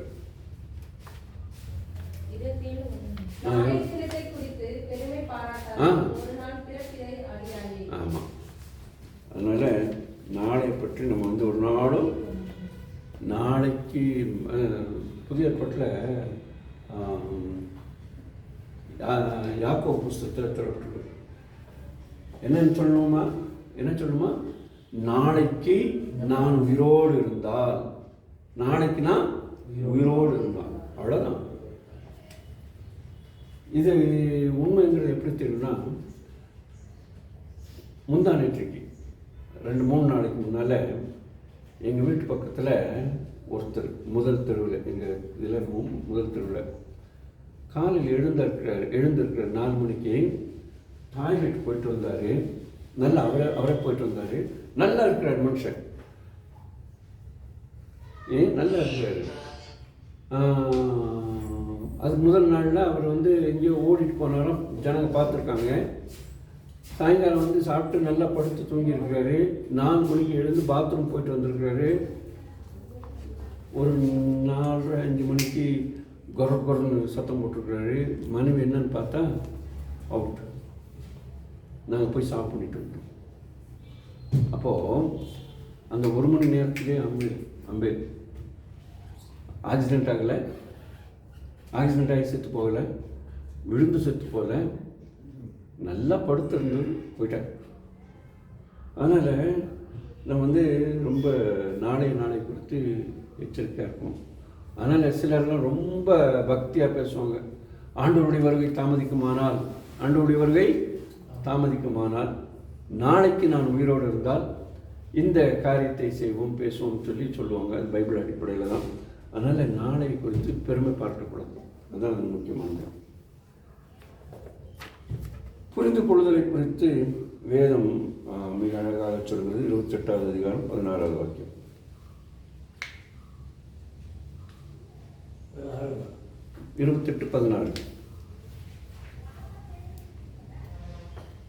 பிரபு புத்தியனாயிருந்தால் அவன் செய்யும் இடுக்கண் விருத்தி. ஒரு நாசில் இருக்கிறவன் தீர்காயுசுள்ளவன். பிரபுன்னு சொல்லும்போது அதிகாரி அல்லது நம்முடைய நம்மை ஆளுகிறவர்கள் புத்தியினமாக இருந்தாங்கன்னா, இப்போ இருக்கிற மாதிரி நம்ம சென்ட்ரலில் இருக்கிற மாதிரி இருந்துச்சுன்னா நமக்கு எல்லாருக்கும் என்னவாக தான் இருக்கும்? எடுக்கும். பயங்கரமான கஷ்டம் இருக்குன்னு சொல்லப்பட்டிருக்கு.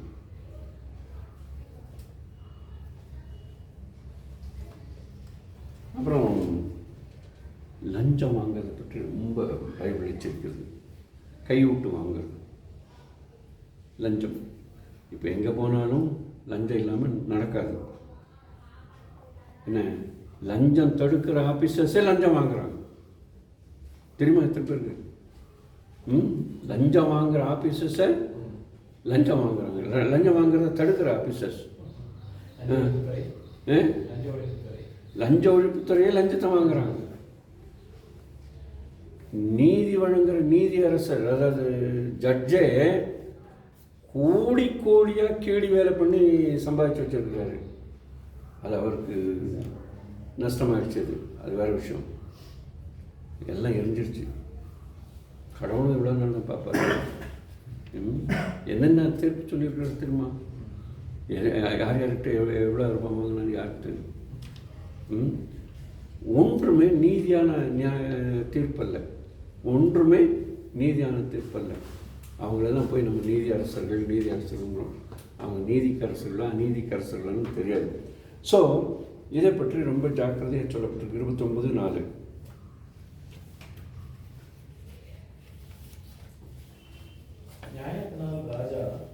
நியாயத்தினால் ராஜா தேசத்தை வழிநடத்துகிறான். அதை கவிழ்க்கிறான். அப்போ பிரதான காரணம் லஞ்சம் வாங்குறாங்க. சரி, கடைசியாக நாம் ஒவ்வொருவரும் சார்ந்திருக்க வேண்டிய யார், நாம் யாரை நம்பி சார்ந்திருக்கிறோம் என்பதை குறித்து 30வது அதிகாரம் 5வது வசனம் சொல்கிறது. நாம் ஒவ்வொருவரும் ஆண்டவரை மாத்திரம் சார்ந்திருக்க வேண்டும் என்று நமக்கு சொல்கிறது. தேவனுடைய வசனம் எல்லாம் புடமிடப்பட்டவைகள். நம்மை அண்டிக் கொள்கிறவர்களுக்கு அவர் கேடகமானவர்.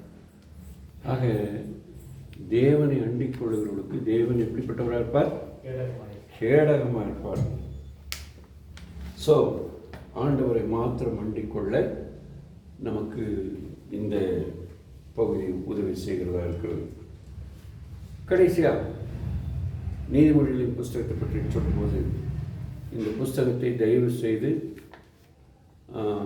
ஒரு நாளைக்கு ஒரு அதிகாரமாவது வாசித்து 31 நாள் 31 அதிகாரங்கள் படித்து இதுவரைக்கும் படிக்காதவர்கள் ஒரு முறைக்கு 2 முறை படித்து இந்த புத்தகத்தை அறிந்து கொள்வது நலமாக இருக்கும்.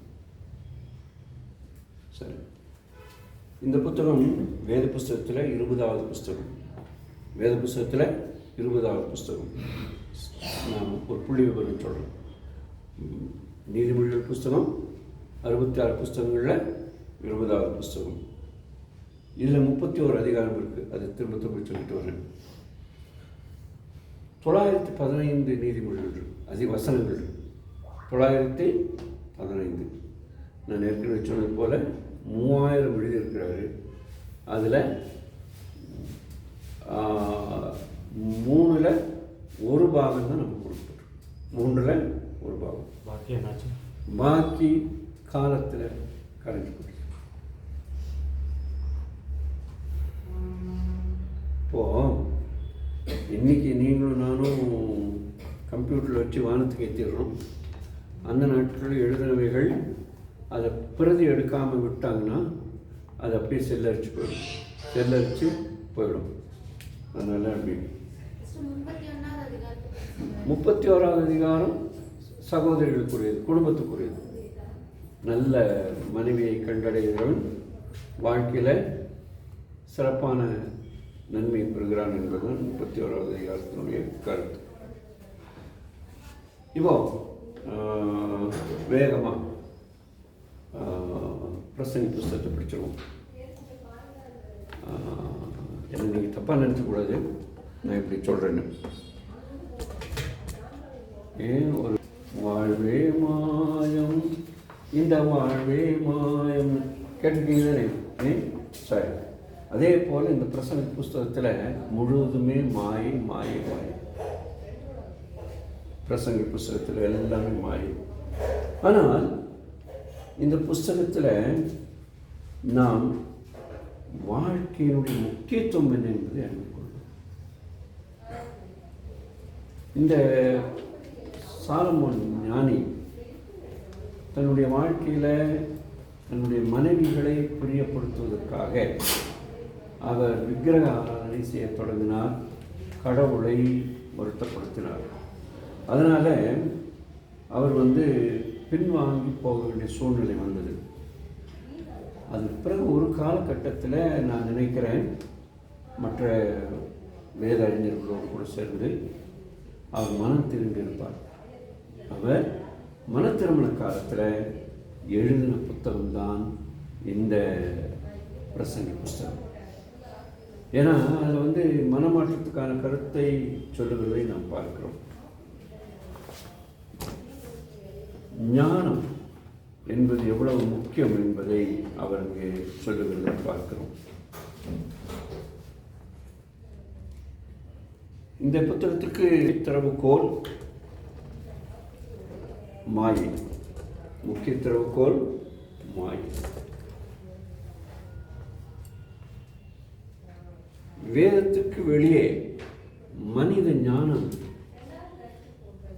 நமக்கு வேண்டாம். வேதத்துக்கு வெளியே உள்ள மனித ஞானம் நமக்கு வேண்டாம். ஏனென்றால் அவைகளும் மாயையாக இருக்கிறது. நமக்கு கடவுளுடைய வார்த்தையில் இருக்கிற அறிவு அல்லது ஞானம் அல்லது தத்துவம் நம்முடைய வாழ்க்கையை உயர்த்துகிறதாக இருக்கிறது.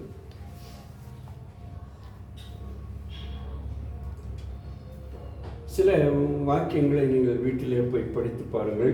இது உங்களுக்கு பெரிய ஆசீர்வாதத்தை கொடுக்கும். 1வது அதிகாரம் 15வது வாக்கியம், 2வது அதிகாரம் 24வது வாக்கியம், 3வது அதிகாரம் 3, 4, 8, 11, 19, 20. 3வது அதிகாரம் 3வது வாக்கியம், 4வது வாக்கியம், 8வது வாக்கியம், 11வது வாக்கியம், 19வது வாக்கியம், 20வது வாக்கியம், 8வது அதிகாரம் 15வது வாக்கியம். இவர்களெல்லாம் நமக்கு நிறைய ஆலோசனை சொல்லுவதாக இருக்கிறது. சாலமோன் தன்னுடைய சுயசரிதையை இந்த புத்தகத்தில் எழுதி வைத்ததாக வேத அறிஞர்கள் கருதுகிறார்கள். தன்னுடைய சுயசரிதை அதான் நான் சொன்னது போல அவர் மனம் திரும்பின பிறகு எழுதினது. சாலமோன் மிகப்பெரிய ஞானி, இது நமக்கு சந்தேகமே இல்லை. சாலமோன் மிகப்பெரிய ஞானி, நமக்கு எந்த விதமான சந்தேகமும் இல்லை. ஆனால் அவர் அந்த ஞானத்தை பயன்படுத்தவே இல்லை. அந்த ஞானத்தை பயன்படுத்தவில்லை. அந்த ஞானத்தின்படி அவர் நடக்கவும் இல்லை. கைவிடப்பட்ட நிலையிலே அவர் சொல்லுகிறார், எல்லாம் மாயை, எல்லாம் மாயை. இப்போ இவர் தத்துவத்தினாலே தன்னுடைய மனதை தைரியப்படுத்த விரும்புகிறார்.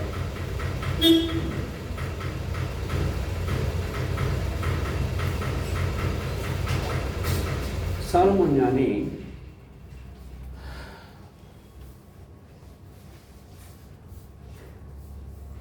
சிறந்த தத்துவ ஞானி என்று நான் சொன்னேன், சிறந்த விஞ்ஞானி என்றும் நான் சொன்னேன். தத்துவ ஞானியும் விஞ்ஞானியுமாக இருந்தார்.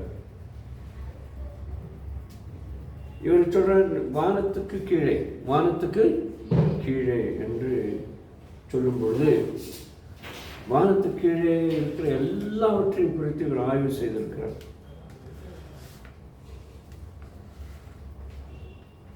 ஆனாலும் இவர் கடவுளை மறந்து போனதினால் அவருடைய ஆவியிலே துக்கப்பட்டு இந்த புத்தகத்தை எழுதினார். இவர் தன்னுடைய வாழ்க்கையிலே திருப்தி அடைய வேண்டும் என்று வானத்தின் கீழே என்னென்ன செய்ய முடியுமோ அது எல்லாவற்றையும் செய்து பார்த்து விட்டார். கடவுளுக்கு வெளியே, கடவுளுக்கு வெளியே, கடவுளை விட்டு வெளியே யாரும் திருப்தியாக முடியாது என்பதை இவருடைய வாழ்க்கையை நமக்கு காண்பிக்கிறது. முதல் அதிகாரம் 1 முதல் 3 வசனங்கள் வரைக்கும் நம்ம படிக்கும்போது கடவுள் இல்லாத வாழ்க்கை திருப்தியற்ற வாழ்க்கை, கடவுள் இல்லாத வாழ்க்கை திருப்தியற்ற வாழ்க்கை. இவர் பல விதங்களிலே இந்த திருப்தியை சம்பாதிக்க முயற்சிக்கிறார். உதாரணமாக இவர் அறிவியலாலே, அறிவியல் சயின்ஸ் விஞ்ஞானத்தினாலே இவர் திருப்தி அடைய முயற்சிக்கிறார். முதல் அதிகாரம் 4வது வசனம் முதற்கொண்டு 11வது வசனம் வரைக்கும் அவருக்கு பதில் கிடைக்கவில்லை, பதில் கிடைக்கவில்லை. தத்துவத்தினாலே தன்னை திருப்தி அடைய முயற்சிக்கிறார். அங்கேயும் பெரிய ஏமாற்றம், அங்கேயும் பெரிய ஏமாற்றம், மாயை. மகிழ்ச்சியினாலே, சந்தோஷத்தினாலே அல்லது சிற்றின்பத்தினாலே அவர் முயற்சிக்கிறார். 2வது அதிகாரம் 11 வசனங்களில் அவருக்கு கிடைத்தது ஏமாற்றம். புத்தியினாலே முயற்சிக்கிறார். 3வது வசனத்தில் 2வது அதிகாரம் 3வது வசனத்தில் அவருக்கு 2வது 3வது வசனம். நல்ல நல்ல கட்டடங்களை கட்டுவதன் மூலமாக திருப்தி அடைய முயற்சிக்கிறார். அதிலேயும் தோல்வி. நல்ல பொறுப்புகள், பதவிகள், அவைகளினாலும் அவர் முயற்சிக்கிறார். 5லிருந்து 7 வசனம் வரைக்கும். அதிலையும் திருப்தி கிடைக்கவில்லை. கடைசியாக 8வது வசனத்தில் சங்கீதத்தினால அல்லது பாடலினால, இசையினால, நாடகங்களினால, தன்னுடைய இன்றைய சினிமாக்கள் மூலமாக, சீரியல் மூலமாக அவர் மகிழ்ச்சியை காண முயற்சிக்கிறார். அங்கேயும் பெரிய ஏமாற்றம். எங்கெல்லாம் தேடினாலும் ஏமாற்றம், ஏமாற்றம், ஏமாற்றம். அதனால தான் மாயை, மாயை, மாயை, எல்லாம் மாயை, வானத்தின் கீழே எல்லாமே மாயங்கிற பெரிய இது வருது. 2வது அதிகாரம் 12வது வசனம் முதல் 26வது வசனம் வரைக்கும் அவர் என்ன செய்கிறாரு? பொருளாதாரத்தினால், அதாவது பொருள் மூலமாக, மெட்டீரியலிசம், பொருள்கள் மூலமாக நிம்மதியை தேடுகிறார். நிம்மதி கிடைக்கவில்லை. எங்கே நிம்மதி அலைகிறார். ஏன்னா இயேசுநாதரை விட்டார்ல. சரி, இயேசுநாதரில் பிதாவாகிய தேவன். 3வது அதிகாரம் 1லிருந்து 15 வரைக்கும் அவர் வேறு பல விதங்களில் தேடுகிறார். அதிலெல்லாம் 3வது அதிகாரத்திலிருந்து 4வது அதிகாரம் 15வது வரைக்கும் அங்கேயும் அவருக்கு திருப்தி இல்லை. சரி, மதத்தையாவது பார்ப்போமே, இயற்கை மதமும் அவர் கை கொடுக்கவில்லை. 5வது அதிகாரம் முதல் 8 வசனம். பணம் இருந்துச்சுன்னா திருப்தியாக எல்லாம் பார்க்குறாரு. என்ன, அதிலையும் நிம்மதி இல்லை. 5வது அதிகாரம் 9லிருந்து 6வது அதிகாரம் 12வது வசனம் வரைக்கும். கடைசியாக நடக்கையின் மூலமாகவும் அவருக்கு திருப்தி கிடைக்கும். அதனால அவர் சொல்றாரு, ஆண்டவரை அல்லாமல் எங்கேயும் திருப்தி இல்லை, ஆண்டவரை இல்லாமல் வேறெங்கும் திருப்தி இல்லை என்பதை அவர் புரிந்து கொள்கிறார். 11வது அதிகாரம் 9வது வசனத்திலிருந்து 12வது அதிகாரம் 1வது வசனம் வரைக்கும் வாலிபர்களுக்கு ஆலோசனை சொல்லுகிறார். வாலிபர்களுக்கு ஆலோசனை. அந்த ஆலோசனையிலே அவர் கண்டு கொண்டது, நான் வெறுமனே. ஆகவே இந்த புத்தகம் கிருபையின் சுவிசேஷத்தினாலே மாத்திரமே ஒரு மனிதன் நிறைவை பெற முடியும் என்பதை சொல்லுவதை பார்க்கிறோம். இந்த எக்லீசியா என்ற வார்த்தை, அதாவது பிரசங்கி என்ற வார்த்தைக்கு பொருள் உரையாற்றுகிறவர் அல்லது பேருரையாற்றுகிறவர் என்று பொருள். இந்த புத்தகத்தில் சில கேள்விகள் உண்டு. முதல் 7 அதிகாரங்களில் பெரிய கேள்வி, வாழ்க்கைனா என்ன, வாழ்க்கை என்றால் என்ன என்ற கேள்வி. அந்த வாழ்க்கையின் கேள்விக்கு அவர் என்ன, முதல் 7 அதிகாரத்தில், சரி ஞானத்தை முயற்சி செய்து பார்ப்போமா, அவர் சொல்வார், என் மனதை நான் ஞானத்திற்கு நேராக நடத்தும்போது என் உடலை என்ன செய்து கொண்டிருந்தேன், மதுபானத்தினாலே சீராட்டி கொண்டிருந்தேன் என்று சொல்வார். ஸோ ஞானத்தினாலே முயற்சி செய்கிறார். இன்றைக்கு உலகம் அப்படித்தானே. ஸோ சொல்வார், 1:17, 2:18, 2வது வசனம், 18வது வசனங்களில் நான் என்னென்னமோ முயற்சி பண்ணி பார்த்தேன், ஞானத்தையும் முயற்சி பண்ணி பார்த்தேன். சரி, அது இருக்கட்டும். 2வது அதிகாரத்தில் நான் என் உடலை இன்பமாய் வைப்பதன் மூலமாக முயற்சிக்கிறேன் என்று சொல்லி முயற்சிக்கிறார். சொல்லுவார், 1வது வசனம் படிக்கிறோம். 2வது அதிகாரம் 1வது வசனம். என் மனதுக்கு நான் சொன்னேன் சொல்றார்.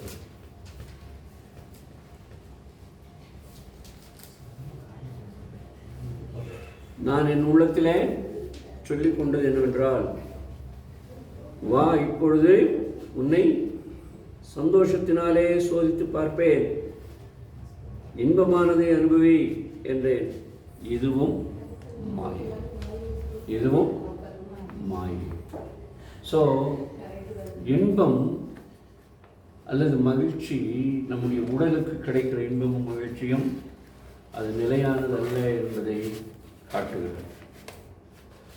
3வது, சரி கட்டடக்கலையில் முயற்சி பண்ணுவோமா அப்படின்னு சொல்லி பார்க்குறாரு. பாருங்களேன், 4வது வசனம் 2வது அதிகாரம். நான் பெரிய வேலைகளை செய்தேன், நான் பெரிய வேலைகளை செய்தேன், எனக்காக வீடுகளை கட்டினேன், எனக்காக வீடுகளை கட்டினேன், நல்ல நல்ல திராட்சை தோட்டங்களை நாட்டினேன், எனக்காக சிங்கார வனங்களை, அதாவது இன்பமான தோட்டங்களை அமைத்தேன் சொல்றாரு. மரங்களை வைத்தேன், வேலைக்காரர்களை வைத்தேன், வேலைக்காரிகளை சம்பாதித்தேன், வெள்ளியும் பொன்னையும் சம்பாதித்தேன், எருசலேமிலிருந்து எல்லாரை பார்க்கலும் நான் பெரியவனாக இருந்தேன், என் கண்கள் இச்சித்தது ஒன்றையும் நான் அவளுக்கு தடை செய்யவில்லை அப்படின்னு சொல்லி பெரிய லிஸ்ட் சொல்கிறார். ப்ளஷர் அதுலேயும் முடியலை, கட்டடக்கலையிலையும் முடியலை, தோட்டக்கலையிலும் முடியலை, எல்லா பொருள்களையும் சேகரிப்பதனாலும் முடியவில்லை. நிறைய பொருள் சேகரித்தார், பணம், பொருள், பொருள் என்று சொன்னால் பொன் பொருள் மாத்திரமல்ல, தாவரங்கள் இவைகளையும் சேகரித்தார். ஸோ நிறைய ஆடு மாடுகளையும் சம்பாதித்தார். வாழ்க்கையை இன்பமாக மாற்றணும் பார்த்தார். எல்லாமே வெறுமனே வெறுமனே வெறுமனே. அவர் அந்த நாட்களில் இருந்த ஞானவான்களுடைய ஞானங்களையும் கற்றுக்கொண்டார். 4வது அதிகாரத்தில் சமய சார்பாக காரியங்களை செய்து பார்த்தார். அதுவும் மாயை. 5வது அதிகாரம் 4வது வசனம் என்ன சொல்லுது?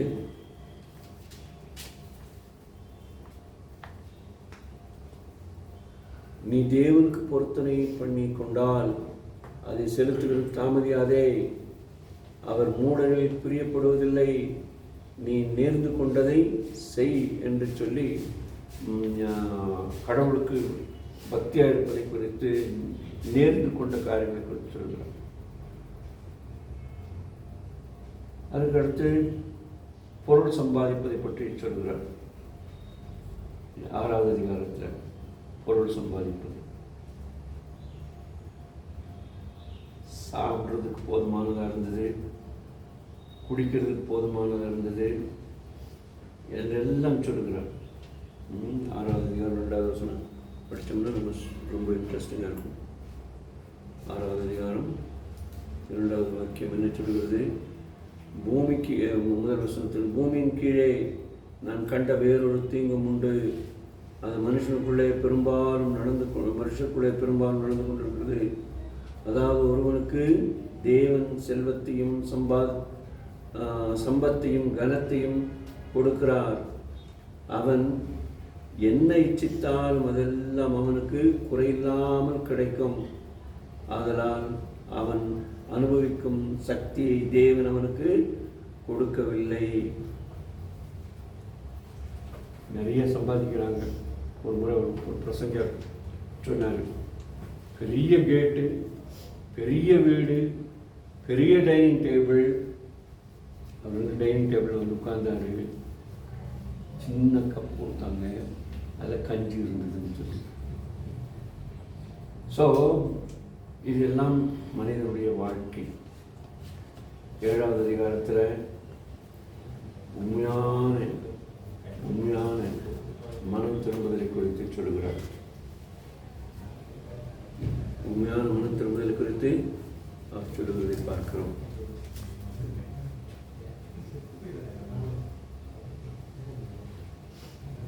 பாருங்க, அவருடைய வாழ்க்கையில் அவர் சொல்றாரு, முந்தானத்துக்கு என்னுடைய பர்த்டே. அவர் சொல்றாரு, பர்த்டேயை காட்டிலும் டெத் டே தான் முக்கியப்பா. அதனால பர்த்டே கொண்டாடும் போதெல்லாம் டெத் டேயை மனசில் வச்சுங்க அப்படின்னு சொல்றாரு 7வது அதிகாரத்தில். ஸோ இந்த புத்தகத்தின் 8வது அதிகாரத்திலிருந்து 12வது வசனம் வரைக்கும், 12வது அதிகாரம் வரைக்கும் நிறைய ஆலோசனை சொல்றாரு. என்ன, நாம் எப்படி வாழ்ந்தால் கடவுளுக்கு பிரியமாக இருக்க முடியும் என்பதை 12-13வது வசனத்தில், 12வது அதிகாரம் 13வது வசனத்தில் நாம் படிக்க முடியும். சரி, ஆக இந்த பிரசங்கி தன்னுடைய கருத்தை எல்லாம் சொல்லிவிட்டு, நமக்கு திருப்தி என்பது வானத்தின் கீழே கடவுள் ஒருவரே கொடுக்க முடியும் என்பதை சொல்கிறார்.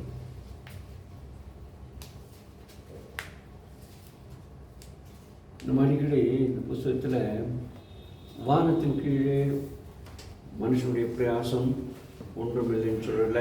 இந்த வானத்தின் கீழேங்கிற அந்த வார்த்தை, அந்த ஒரே ஒரு வார்த்தை, வானத்தின் கீழே, அது இந்த புத்தகத்தில் மாத்திரம் 28 முறை வருகிறது. இந்த புத்தகத்தில் நீங்கள் அடுத்த முறை நீங்கள் இந்த பிரசங்கம் படிக்கும்போது அண்டர்லைன் பண்ணி பாருங்கள், 28 முறை வருகிறது.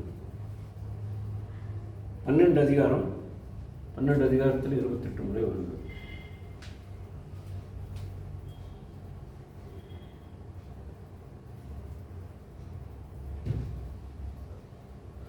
இந்த புத்தகம் முடிக்கும்போது, உன்னை படைத்தவரை, உன்னை சிருஷ்டித்தவரை மறக்காதே என்று முடிக்கிறார். உன்னை படைத்தவரை அல்லது உன்னை சிருஷ்டித்தவரை மறக்காதே. எதை மறந்தாலும் மறந்துவிடு, ஆனால் உன்னை உண்டாக்கினவரை மறக்காதே. அதுவும் வாலிப பிராயத்தில் மறக்காதே அப்படிங்கிறது சொல்கிறேன். கடைசியாக வேகமாக சொல்லிவிட விரும்புகிறேன். இந்த புத்தகத்தில் 222 வசனங்கள் இருக்குது. 222 வசனங்கள் இருக்குது. இது 21வது புத்தகம், 12 அதிகாரங்கள் கொண்டது. இந்த புத்தகத்தில் 33 கேள்விகள் வருகிறது, வாழ்க்கைக்கு முக்கியமான கேள்விகள். 34 கட்டளைகள் இருக்கிறது. ஒரே ஒரு வாக்குறுதி தான் இருக்குது, ஒரே ஒரு வாக்குத்தத்தம்.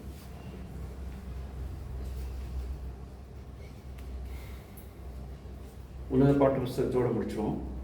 உன்னத பாட்டு புஸ்தகம் வேறு ஒன்றும் இல்லை, ஆண்டவராகிய இயேசு கிறிஸ்துவுக்கும் சபைக்கும் உள்ள ஒரு உறவை குறிக்கிற அழகான ஒரு புத்தகம். சாலமோனால் எழுதப்பட்டது. சூலமித்தியா என்ற அந்த பெண்ணை அவர் அதிகமாய் காதலித்தார். அவருக்கு எத்தனை மனைவி? சாலமோனுக்கு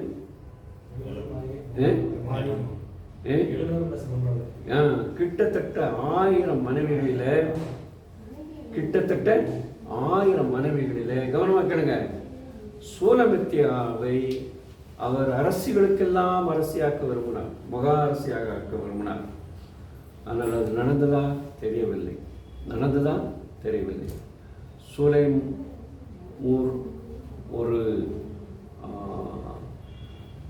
இடையப்பெண், ஆடு மேய்க்கிறவர். அவரை எப்படியோ கண்டு காதலித்து விடுகிறார். எப்படி காதலித்தார் என்றெல்லாம் நமக்கு தெரியாது.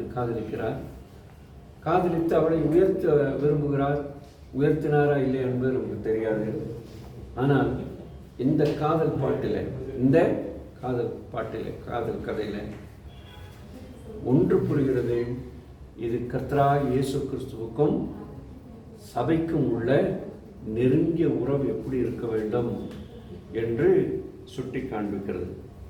ஆகவே இது தனிப்பட்ட ஒரு புத்தகமாக நமக்கு கொடுக்கப்பட்டிருக்கிறது. இந்த புத்தகத்தை போல சிறந்த புத்தகம் வேறு எதுவும் இல்லை என்று வாட்ச்மேன் என்பவர் சொல்கிறார். ஏனென்றால் சாதாரணமாக இந்த புத்தகத்துக்கு அநேகர் இது விளக்க உரை எழுதுவது கிடையாது. ஆனால் அவர்தான் மிக சிறந்த ஒரு விளக்க உரை எழுதுகிறார். இந்த புத்தகத்தில் நான் ஏற்கனவே சொன்னது போல 8 அதிகாரங்கள் இருக்கிறது, 117 வசனங்கள் இருக்கிறது. இந்த புத்தகத்தில் 13 கேள்விகள் இருக்கின்றன. 14 வாக்குறுதிகள் இருக்கின்றன. 14 கட்டளைகள் இருக்கின்றன. ஒரு வாக்குறுதி கூட இல்லை. இந்த அழகான இந்த புத்தகத்துக்காக ஆண்டவரை நாம் ஸ்தோத்தரிப்போம். ஞானத்தை சம்பாதி, எதை சம்பாதித்தாலும் ஞானத்தை சம்பாதி. வானத்தின் கீழே எல்லாமே மாயை, கர்த்தராகிய தேவனை தவிர எல்லாமே மாயை. இதை அறிந்தால் ஆண்டவராகிய இயேசு கிறிஸ்துவுக்கும் சபைக்கும் உள்ள உறவை அறிந்து சபை ஆண்டவராகிய இயேசு கிறிஸ்துவோடு நெருங்கி வாழ இந்த புத்தகம் உதவி செய்யும். ஆகவே நீதிமொழிகள், பிரசங்கி, உணரப்பட்ட இந்த 3 புத்தகங்களும் நம்மை ஆண்டவருக்குள்ளே நிலைநிறுத்த, சரியான பாதையில் நடக்க உதவி செய்யும். ஆனால் இதுவரைக்கும் வாசிக்காதவர்கள் ஒரு முறை நேரம் எடுத்து வாசித்து பாருங்கள். குறிப்பாக இந்த புத்தகங்கள் நம்மை நல்வழிப்படுத்தும். இந்த புத்தகங்களுக்காக ஆண்டவரை ஸ்தோத்திரிப்போம். யாராவது ஒருவர் ஜெபம் செய்து முடிக்கிறது.